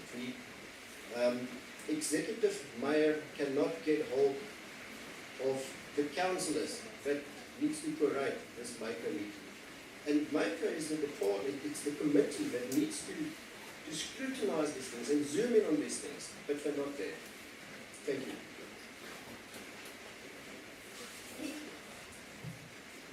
I have to go, but my new pet thing is this appointment of general workers. We do need general workers. There was an irregular appointment of 100 general workers. General worker, it's your HR department, and it's not even the HR manager, because it's one of those positions. The municipal manager of Emfuleni appointed 100 general workers. It did not go through human resources. We have to find out why. Now, I sit on the committee that deals with human resources. We're just not getting the information. All we've got so far is it was irregular. And then I want to mention the thing about, I think Hendrikus mentioned the executive directors. So you get your municipal manager, then you get 10 executive directors. And they are the people that head those 10 streams of the municipality. We have a new executive director, the most hated man, I think, in the municipality. The last time I looked, he had 36 grievances against him. He is rude. He's got no people skills. The most efficient, effective executive director that this municipality has ever seen. And I said to him, we are not paying you to be nice. It's nice if you could be. Because at this stage, we want efficient and effective. Because if we put reports in, we want action. And we've never had it before. And this is all to do with the rezonings and illegal buildings, which is a major issue in virtually every ward. So, despite the fact that you ask questions, you've got to start looking at other avenues to find out what the answers are to these things. And some of them are highly political. I think there's, so you just don't get the answers. And of course, it's difficult for officials. In a committee, they have to give you the truth. But then you've got to start asking the right questions. So these are the sort of things we're putting up with all the time. Those 100 general workers is definitely not a good thing. And executive directors are people that are really making people work. People don't want to work. They don't want to report. And therefore they put in a grievance. They're finding, look, if my manager's rude to me or anything, I just, just in my mind I say, well, to hell with you, and I get on with my job. But these people are taking it to grievance level and everything, and the unions are too strong in just far too strong. And then it comes to consequent management. There's no such thing as consequent management, it's discipline. If you don't do the job right, you must get punished. We are not here to be nice, because every time, look, we're all struggling, but if we can fix our own potholes if we have to. But the poorest of the poor are struggling more than we will ever believe. When we worry about sewer, we've never seen sewer. We don't know what a sewer is. Truly, you must go and see what the living conditions in the townships. However, the people will walk through those streams of sewer to vote for the wrong party, and I don't understand it. But those are things that we look at and live with all the time. Thank you. So now it's Henny's turn.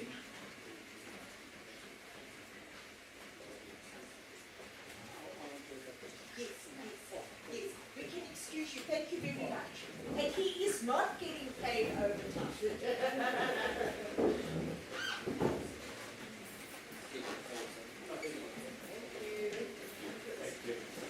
Okay, good evening, Ward 5 community members. My name is Henny and I'm standing here tonight. I'm going to share with you the non-profit company that originated out of the Ward 5 Council's meeting. There was a suggestion that we start with a non-profit company. There's benefits to the non-profit company, and it took us some time to get to the point where we can say that we finalized everything. We have a non-profit company currently. There is already money coming into the non-profit company. The whole idea of the non-profit company is at the end of the day that if the community in a certain area, for example in one street, start raising funds to fix lights or potholes in that street, they can pay the money into the non-profit company's account. The money in the account will be managed and safeguarded by the financial, on the financial side. Me and Lucky there at the back is the directors of the company. So the money will be allocated and ring-fenced to that community which is donating the money for repair work.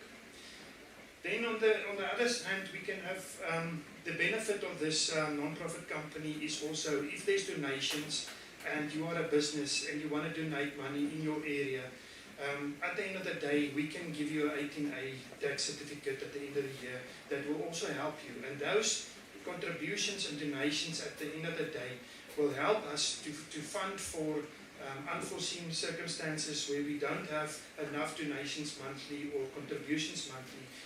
For example, at the substation, it came out of Ward 5's donations and money. Now, yes. Yeah, those 60,000 rand came from that. There is already in the Ward 5 people contributing to the Ward 5 account, which was with Mike. So the intention of this non-profit company is that those monies will be allocated into this account, which is a business account, which will, with accountant that will have statements at the end of every term that will have to submit them to SARS, and then at the end of the day we can contribute to the community by making sure that things get fixed, and it's not that each street will have their own funds in an account from somebody in the street, and at the end of the day the money disappear or something happened and there's not enough funds. We will manage that on your behalf, and that is why we have started with an NPC. It's called Proudly Ward 5. That is basically the NPC on my side. And then if I listened to what was said earlier on about the 10% is 33 million rand per annum. If I divide that in 12, it's 2.7 million per month. If we take 2.7 million rand per month and we pay a project manager to manage projects in Ward 5, we have 2 million every month to spend. I think we can do a lot with 2 million every month. That was just a quick calculation that we have. So on the IDP, the 10% that we want back for our money that we pay, I think 700,000 rand per annum for a salary on a project manager is average, and 2 million to spend. We can do a lot with that 2 million. And then just any questions regarding the non-profit company, you're welcome to private me. I'm on most of the groups already. Maureen added me to the community groups. You're welcome to ask questions now if you have questions regarding the non-profit company. No questions? Oh, this one. This. Banking details we shared on the group. Banking details, there are they on. What I'll do is I'll put it on all the groups that I've got, that I'm added to. Then I'll put them on there. Sorry, can I just say something about that, please? Sorry, I couldn't hear. Just a quick comment.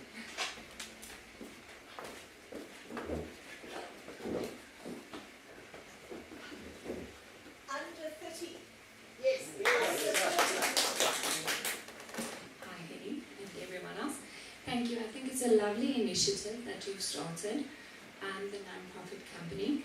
However, I do have some questions as to why the need has arisen for this company. I think sitting here in the meeting, we've realized now that we pay 32 million per month to the municipality.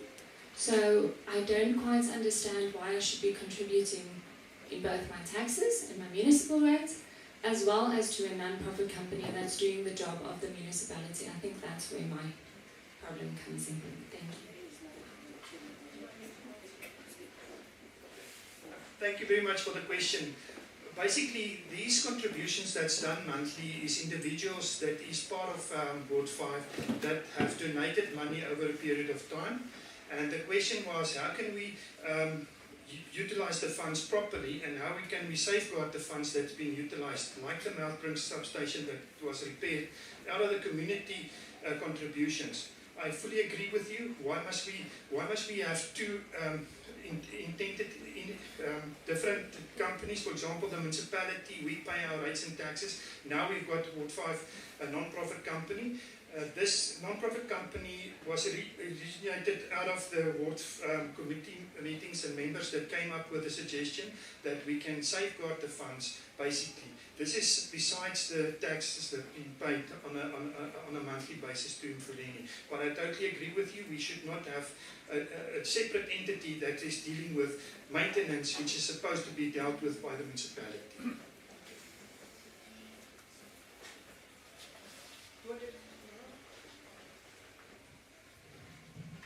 Can I add something on that? It's a reality, it's an awful reality we're facing, that if we continue in this way, you have a choice. You can pay the municipality because you're going to have to do that, otherwise they're going to disconnect you. And you can sit with nothing because there is nothing coming. It's a reality. It's happening all over the world, not only in South Africa. You know, just as a matter of interest, what is that famous highway in America? Everybody's got to go and hire a Harley and they've got to do this. Route 66. Evidently it's full of potholes. So, you know, everybody's sitting with the same problems. Governments are not delivering worldwide. And your property has a value. And if you want to maintain that value, you're going to have to do it yourself. If you want to ride over potholes that are just going to get increasingly worse and worse, that is the reality, unfortunately. And that's why I said we're all gutful. We are gutful. And until we start pushing for that 10%, nobody's going to offer it to us. So that is why it's our job to make sure we want that 10%. End of story. And it's just a thumbs up figure. If they give us a little bit less, that's also right. But we want to see money coming in. We want something. We must get something. And don't forget, we are an opposition ward. At the end of the day, we are the opposition ward. In fact, they've launched a thing called the Township Renewal Development Project. So even from national, all the money is being put into non-paying wards. So, and unfortunately, Isaac, white people don't stand together. So there will never ever be a way that we could say this month we are not going to pay because that people don't do it. Unfortunately not. As you just explained, I was reading an article today. This area is called Silver King, White Cornwall, and Everton. There was a water sanitation project awarded today for 68 million. All right, the question is, he's just read an article that there's a 68 million, it was launched today. Yes, but project, yes, for Everton, Sebekeng and Boichemelo. yes. Now, the Sebekeng waterworks and pump station is in Sebekeng. So anything they do there, we will benefit.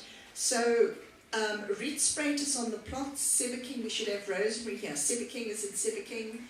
And there's one with an L. So they have to start there. So first your pump station, where the water eventually goes and your wastewater treatment, you have to get those working. And once those are working, then you work backwards from there. And by the way, SW5 is the lowest lying area, so we probably last on the list there. For our IDP, I've put that we want our sewer pipelines upgraded, replaced, repaired, what has to be done, because we cannot live with sewer. And obviously nobody else is asking for that either, so it's like a voice in the darkness. So we need, and if we had 10% every month, we could do that ourselves. We could do that ourselves. I mean, it is our money. So, and then we wouldn't have to do all these additional things either. So that is one way to look at it. I can tell you now, my husband doesn't agree with me to start off with either. So he's not happy if he ever hears that I pay for a pot, I have a screaming fit. So different strokes for different folks. So the choices are there. I think in a democracy, and I believe in that strongly, A democracy is about choices. And we need the choices, and our choice should be that we should get the money that we're paying. Definitely. I want to go on to, I want to speak about the spatial development framework. I call it the source of all evil. We have had quite a few rezoning applications in Ward 5 is SE2, SW5 and Montefiore, all three of those wards. And there are many, many, many people in each area objecting to those things. The big thing is guest houses, and what is? Oh, hostels. We are very privileged at this stage that we don't have hostels and student accommodation yet. But anyhow, I had a discussion with the Spatial Development Framework lady, and once it's in the Spatial Development Framework, it is there. It cannot be changed, and all applications are governed by that Spatial Development Framework. My point also is that if we're living in a certain community, we should have the choice. Unfortunately, we don't have the choice. It's in the Spatial Development Framework, and it's like, it is law. So I said to her, so why do we object? The reason for objecting is we can mitigate the impact of that application, of that guest house. I'm going to use guest houses because that's the most that's impacted us. We can mitigate the criteria of acceptance of that guest house. So we can actually, and I will call a meeting or put it on the groups for comment. We want to change the guest house accommodation policy for Emfuleni. Because then we can say guest houses can only operate under these conditions. There are a number of criteria. One of them should be, I don't know why, if you've got a 4,000 square meter earth and you want a guest house with 16 rooms, it's not too bad. But you've got people with like 500 squares even, and they're squeezing in 16 rooms. And actually that's not guest house, it's student housing. So we have to start changing the policies. So we will bring the policies back to the community, and we will have a public meeting where we will have the official that is responsible for that specific task to make the changes. Guest houses, there should be no alcohol, and definitely no party events. I don't know if any of you know where River Road is. We've had massive problems there. What they've done now to try and help us with those problems, they don't work after hours. So if you've got a wild party, there's nobody to follow up. They've now allocated a specific inspector who will work after hours. So if we've got a problem, we can call him out. He will then go to that venue. He will take videos and photographs as evidence. That then he will take to a specially appointed lawyer's company, lawyer's firm, and that lawyer's firm will issue a notice, and if the notice is ignored, it then goes to court. That is now the process that's going to happen. We've never had that before. Nobody's really bothered. Emfuleni also don't have a decibel meter, so they can't measure the noise. So it doesn't help moaning about noise because nobody's going to measure it. But if he can go in and see there's an illegal use, a guest house is not a party venue. So in future when we do our objections, we're going to look at the criteria we want to mention in those things where we go to the municipal planning tribunal and say, this is what we want and this is what we don't want. And they can in fact add that thing to the document, for the acceptance document. So that's a good thing on the spatial development framework or our rezoning applications. So I've been calling for a local spatial development framework for Ward 5. The lady told me it will never happen. So I said, but if that won't happen, what have we got? And then she said, this is the way we're going to go. We will re-look at that policy, where we can have more input in the policy. In future as well, when they have the spatial development, they appoint consultants for big bucks. These professional people that live in Pretoria come to Vaal, and they draw up what they think is best for us. So I said, they must contact the ward councillors, because currently they put notices up at all municipal buildings, the libraries, the municipality, whatever the other municipal buildings are, they put a notice in the newspaper.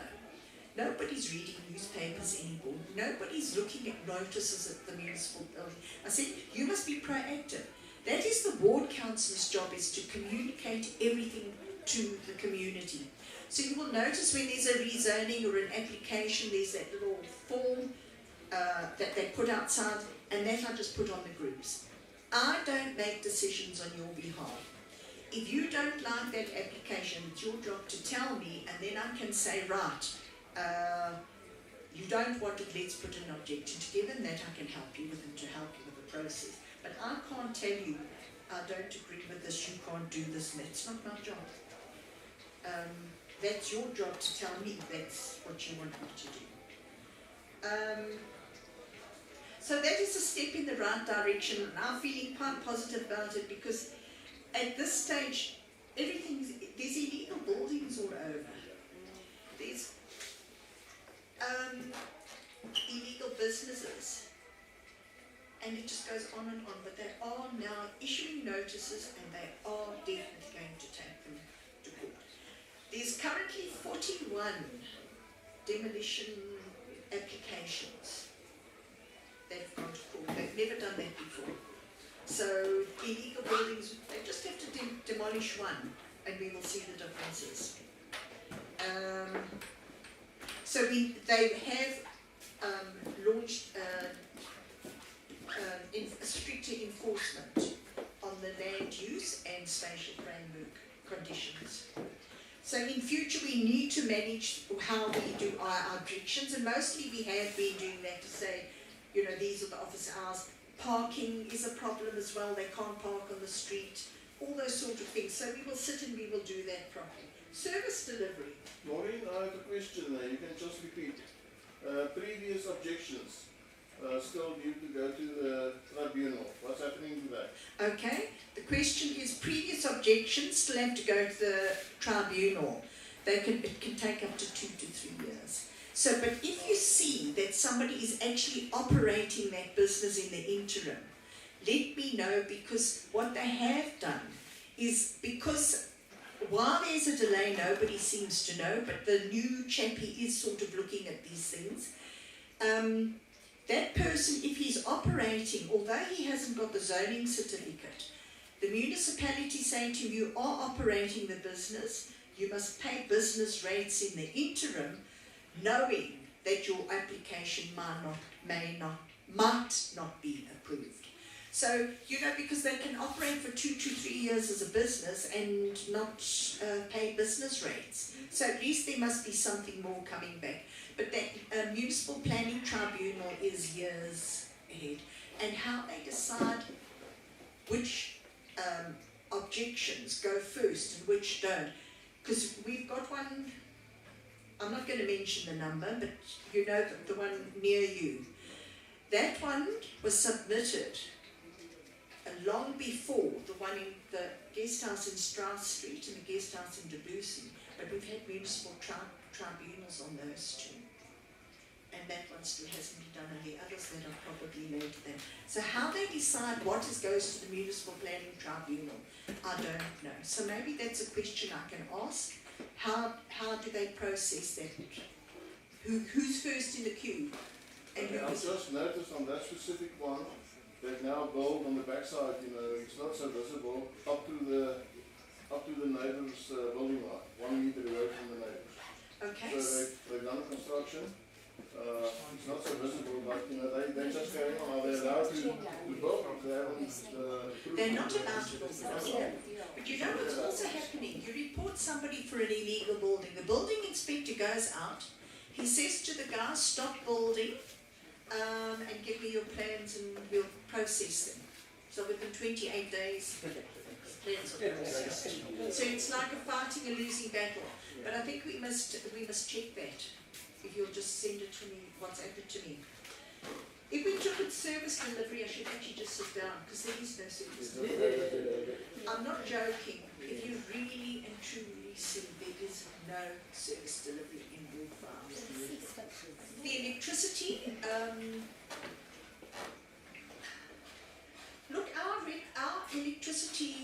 infrastructure is not bad compared to some of the other wards, because we have a special councillors group where the councillors report per ward. It's shocking what's happening on others. But that's not our problem. Our problem is we want our electricity 24/7. So that's what we need to do. I also want to mention something on electricity, and that was mentioned by Hendrikus as well. The smart meters, we're getting them. So next on the list is SW5, will be in the new year. There will be a public participation meeting. That is a law. It's not a choice. You don't have a choice. You will be getting a prepaid smart meter. Because I looked at this and I thought, we're always 40 years behind the rest of the world as South Africa. So I thought, what is this impetus? My children live in Sydney. They have had smart meters for years. The interesting thing is, these are post-paid smart meters, not prepaid. And I think the prepaid is the way to go, because you feed your meter. If you've got money, you've got electricity. If you haven't got money, you're not going to get electricity. If you're post-paid, the people keep using electricity, and they never pay until they owe too much, and then we get debt relief. I'm not for debt relief. I do understand there are people that have come into difficulties. I do understand that there are poor people. I do understand all those things. But at the end of the day, if you can't afford to buy a loaf of bread at Pick n Pay, you are not going to get that loaf of bread. It's a hard reality. And I just feel the indigents, that's a household that earns less than 6,500 rand, they can apply for indigency, and they will then receive 30 kilolitres of free water and 15 kilowatts of electricity. Hendrikus actually told me about the 30 kilolitres. I don't know if you remember, I think it was about 2 years ago, I asked everybody to send me their last 3 months water usage. So I took all those things and I worked out an average. So the average water usage, now in Ward 5, some people use 4 kilolitres because they've got a borehole. Somebody uses 45 kilolitres because they've got a big garden. But take it all together, mix it all together. The average for Ward 5 is 22 kilolitres. So I asked the council, where did you get that 30 kilolitres? Then Hendrikus explained to me that on the losses, water losses, it makes it look better. So they're actually crooking the books. And that's why, because the average, the norm is 15 kilolitres. And then every household is entitled to 6 kilolitres free of charge. So if you're an indigent, you get your 6 kilolitres of free water. The normal people, everywhere in South Africa except Emfuleni, you're entitled to 6 kilolitres of free water and 15 kilowatts of electricity. That is laid down by national law. That's the minimum. Then, if you have a smart meter for that type of an indigent, because currently now they're getting that free, they're registered as an indigent, they're using 600 kilolitres of water and 700 kilowatts of electricity, because there's no measurement. If you put it on a smart meter, you can in fact give a daily output so that 15 kilowatts will serve 30 days per month, the 6 kilolitres of water. And that's the advantage of smart meters, and that's why I actually think they're a good thing, because we have to get those meters into areas where they are not metered. Now let's go back to the issue of Everton and Severking. Why are there no smart meters? Why are there no meters in instances? Because that is an Eskom supply area, doesn't belong to Emfuleni. As far as electricity goes, those areas are not Emfuleni supplied. So, and in areas like where people owe Emfuleni rates and taxes and that, they actually approached Eskom and said, disconnect the electricity so that we can collect our arrears. And Eskom refused to disconnect the electricity. So despite this DAA we've got with Eskom and this SPV we've got for Rand Water, don't think those people are necessarily going to be the answer. Because Rand Water in Johannesburg there's people there that have been without fresh water for months because they're doing infrastructure repairs. Eskom can't supply the country. We've had load shedding and we're going to have load. Oh, and that's another thing with the smart meters, the electric smart meters. If there isn't an increase in solar electricity, we're going to run out of electricity supply, and then they're going to do load reduction. And the load reduction, they will then feed you whatever the lesser electricity is, but the advantage of the smart meter is you'll be able to say where that electricity will go. So if you've got a freezer, you can have that 1 kilowatt of electricity can just go to the freezer, for instance. Whereas now, you just don't have a choice. So all these things we've got to look at and just hope for the best. I want to speak about bank attachments. Yes, thank you. Sorry, we must end up. I'm going to be quick. I want to speak about bank attachments. I know Emfuleni owes the money, and they owe lots of money. It's immoral. Do you know that in October last year, the whole staff of Emfuleni got paid on the 7th of the month? All their debit orders bounced, all that sort of thing, the stress. Some people didn't have money for transport, some people couldn't get their children to school. That was Rand Water. I think that's wrong. They should have released the salaries. And I know we always have a fight about the overtime and the lazy officials and everything like that. But at least if your contract says you must get paid, then it should be paid. You can't just not pay people. Because normally payday is the 25th. So all those debit orders and that, I don't think that's right. And then with your bank attachments, all our projects stop. Everything freezes. So you've got a guy working on a pipeline and no money goes to him. He just stops working, I work too. And then during that 3 months that he's not working on that thing, there's damage to the pipeline or whatever it is, just because the thing is left to rot. So then the loss on that and the time and the energy and everything. So the bank attachments, those are the only two good things why I like the Rand Water SPV thing and the Eskom thing, is because they cannot attach our bank accounts anymore. And then hopefully for the next 3 years we might have access to our money. But I don't know if they're going to honour it. It's another thing as well. So the distribution agency agreement I'm going to put on the groups, the whole thing. I'll try, I have got it. I've also got the original court order. I'm going to put it on the groups. Circular 124, which is the agreement between National Treasury, Eskom and local government. Not only Emfuleni. We're not the only bad municipality. I think something like 90% of the municipalities are bad, almost insolvent. So we need to get that sorted. Potholes. I've asked, I really and truly, McCowan Street, there's 2 potholes in McCowan Street that are life-threatening. As a matter of fact, we had a pothole petition and the lady came in tears. Her husband was killed there. He was on a motorbike and he swerved for the pothole. But when he swerved, another car also swerved and pushed him into another car and he was killed. One pothole. How difficult is it? I've specifically asked for that. O'Killer Street is a disaster. That must be repaired. It's not debatable. And actually resealed. Honeyball. I haven't put Honeyball down. Carter Street. That's not repairable. All around Transvaal School. Transvaal, yeah. Marius was actually involved with me briefly when we tried to fix the potholes. Remember around Yes, go and check that patch. It's still all intact. Pardon?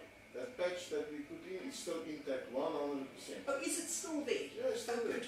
Okay, but there's other ones now. That's the problem. You need, some roads need resealing. Others you can do the potholes. So that has to be determined. So I phoned them about Frikkie Meyer. That's people's speed. I phoned them about the mentality. Just it evades me, because those I know that the municipality hasn't got money. I know they've got nothing. I'm not going to go and bother them about a little pothole like this. If I say there's a pothole, there is a pothole. It needs to be attended to. I mean, the one side of Aquila Street is undrivable. And that is a main through road. I've done that one. I'm nearly finished. Oh, waste and landfill. Can I just say to you, please, if they ever want to put up a transfer station in your ward, you say no. I know it's more convenient. I know it's easier. But say now they put one in Phoenix Park. You know, Sharpers Trail, that park opposite. They say, all right, now we're going to put a transfer station there. Hooray, now we don't have to drive 35 kilometers. You won't believe the rubbish we pick up in Phoenix Park. And that's not even a transfer station. There's a little sprite going through Phoenix Park. You must see the rubbish we take out. I've got it, my gardener goes there twice a week. You will not believe. And thank you to Rosemary, she comes in to chappy with her bucky and they load it. So what happens if you start these things in good faith and the residents abuse it? There's a transfer station in Solon Park. It's just rubbish, rubbish, rubbish. And then they burn it. The residents burn it. Then people come in there and they form like a mafia state. That if you want to come in, you've got to pay. And if you don't, and if you go in, you can be attacked. All these things. So we don't want that where we live, with all due respect. The next transfer station is called Yakani, but that's just past Verenigen on the old Verenigen Joburg Road, also far away. But that's 5 years before it will be formed, because they've got to get certain permissions, which they're busy with. And I don't know if you know, they've got to sink boreholes at a landfill site, something to do with the underwater thing. And then they've got to have overflows if there's heavy rain or something. So it's not just saying, even just putting down a layer of concrete and throwing it. It's quite an extensive process, and they are busy with that. ArcelorMittal are busy repairing Frikkie Meyer street lights. I haven't been able to confirm it, but this is what I've been told. The lights are on in Frikkie Meyer whilst they're working on the lights. So that's why you see the lights burning during the day, because they're working on them. And I don't see any reason why anybody would lie about it. So. Well, it doesn't work at night. Does it? Doesn't work at night.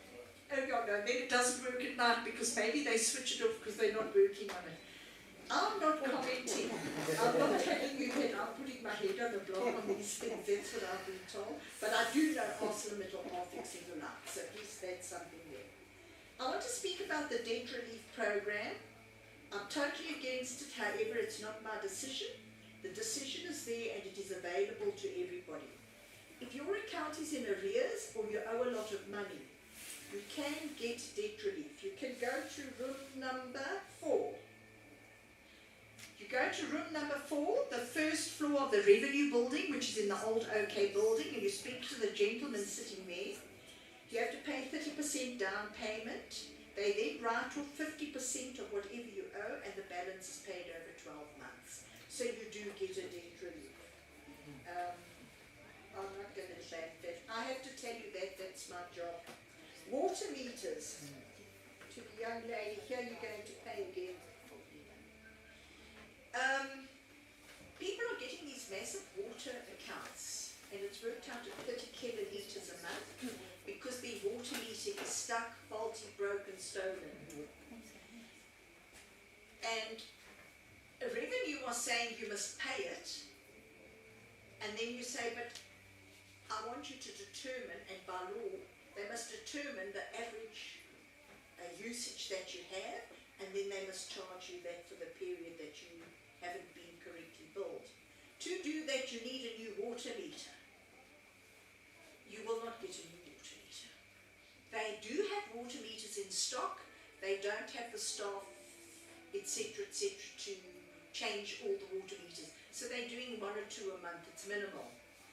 So what I'm busy doing now is I'm trying to get a service level agreement with Metsi, that they will supply the water meter, and their own designated plumbers will come and install the water meter. It's a private plumber, will install the water meter, and he will charge you what the labour is. Metsi will determine that labour charge so that there's no extortion. And that is one way to resolve the problem. You know, you can stand on your rights and everything, but if it's not going to solve the problem now, you have to solve those problems now, because you're sitting with a bill of 60,000 rand, and revenue are just saying, pay it, and if you don't pay it, they're going to disconnect you, unfortunately. That's about it then from my side, and I think we're all very tired. Are there any questions? Is there anything else you want to know, or anything that I can find out for you? Yes, maybe just one question related to the water meters. We have an issue. One question related to the water meters. Yes. Oh, okay, sorry. I think it's much easier. Sorry. Just now I did not want to be know. I have a reason for stepping in. Thank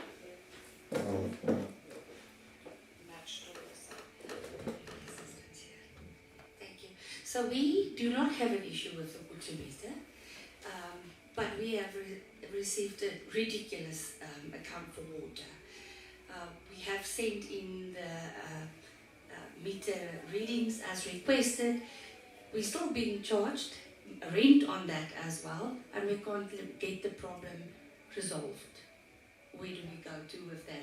I think we have already forwarded to you as well, but they keep on adding additional rent onto that.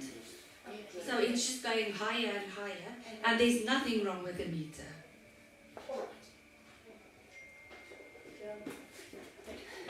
Alright, I have many of these inquiries, and they don't. Who is it that mentioned you go and they say they're going to fix it and nothing gets changed, and you go again and they say they're going to fix it and nothing gets changed? So you've just got to keep going. I think they're hoping that you're going to give up. So just send that to me, please, and then again if you've done it, and then I'll go to the municipality on Monday. I'm not going this week. I'll go on Monday. And if I don't come back to you on Monday and tell you that they said you could go to, we must take that off. So the interest must be written back plus the additional charges, and they must give you. These people then have been sending in their water meter readings. I mean, and send me a photo of your water meter so that I can clearly see the reading and the thing. Have you done that already? I'll speak to you afterwards and see what your address is there, and I'll have to just see why it hasn't been resolved. But it is month after month after month, but let's hang in there. I must just see who you are, because you're not the only ones, to be honest. And I do believe they want you to give up. And a lot of people do give up and pay exorbitant amounts, but it's not right. So you will let me know, please. Sorry about that. Are there any other questions? Anybody want to know anything? You can also direct message me from WhatsApp. You can pick it up there or whatever. I just want to find out, with complexes, right? We as a complex are being charged business tariff plus residential tariffs. And our business tariff is like 2,500 rand every month, added to the municipal account. Alright, so complexes are being charged business rates as well as for individuals. Residential rates. And residential, sorry.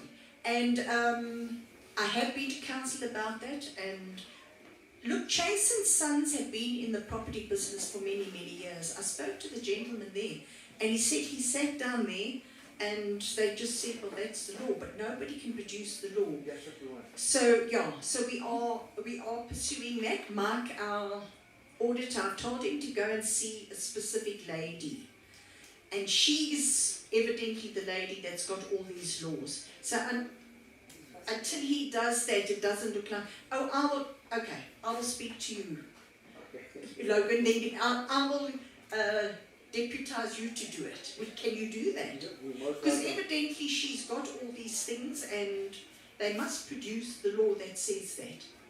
Yeah. Okay. Is there anything else? Can we go home then? Wait, Hendrikus.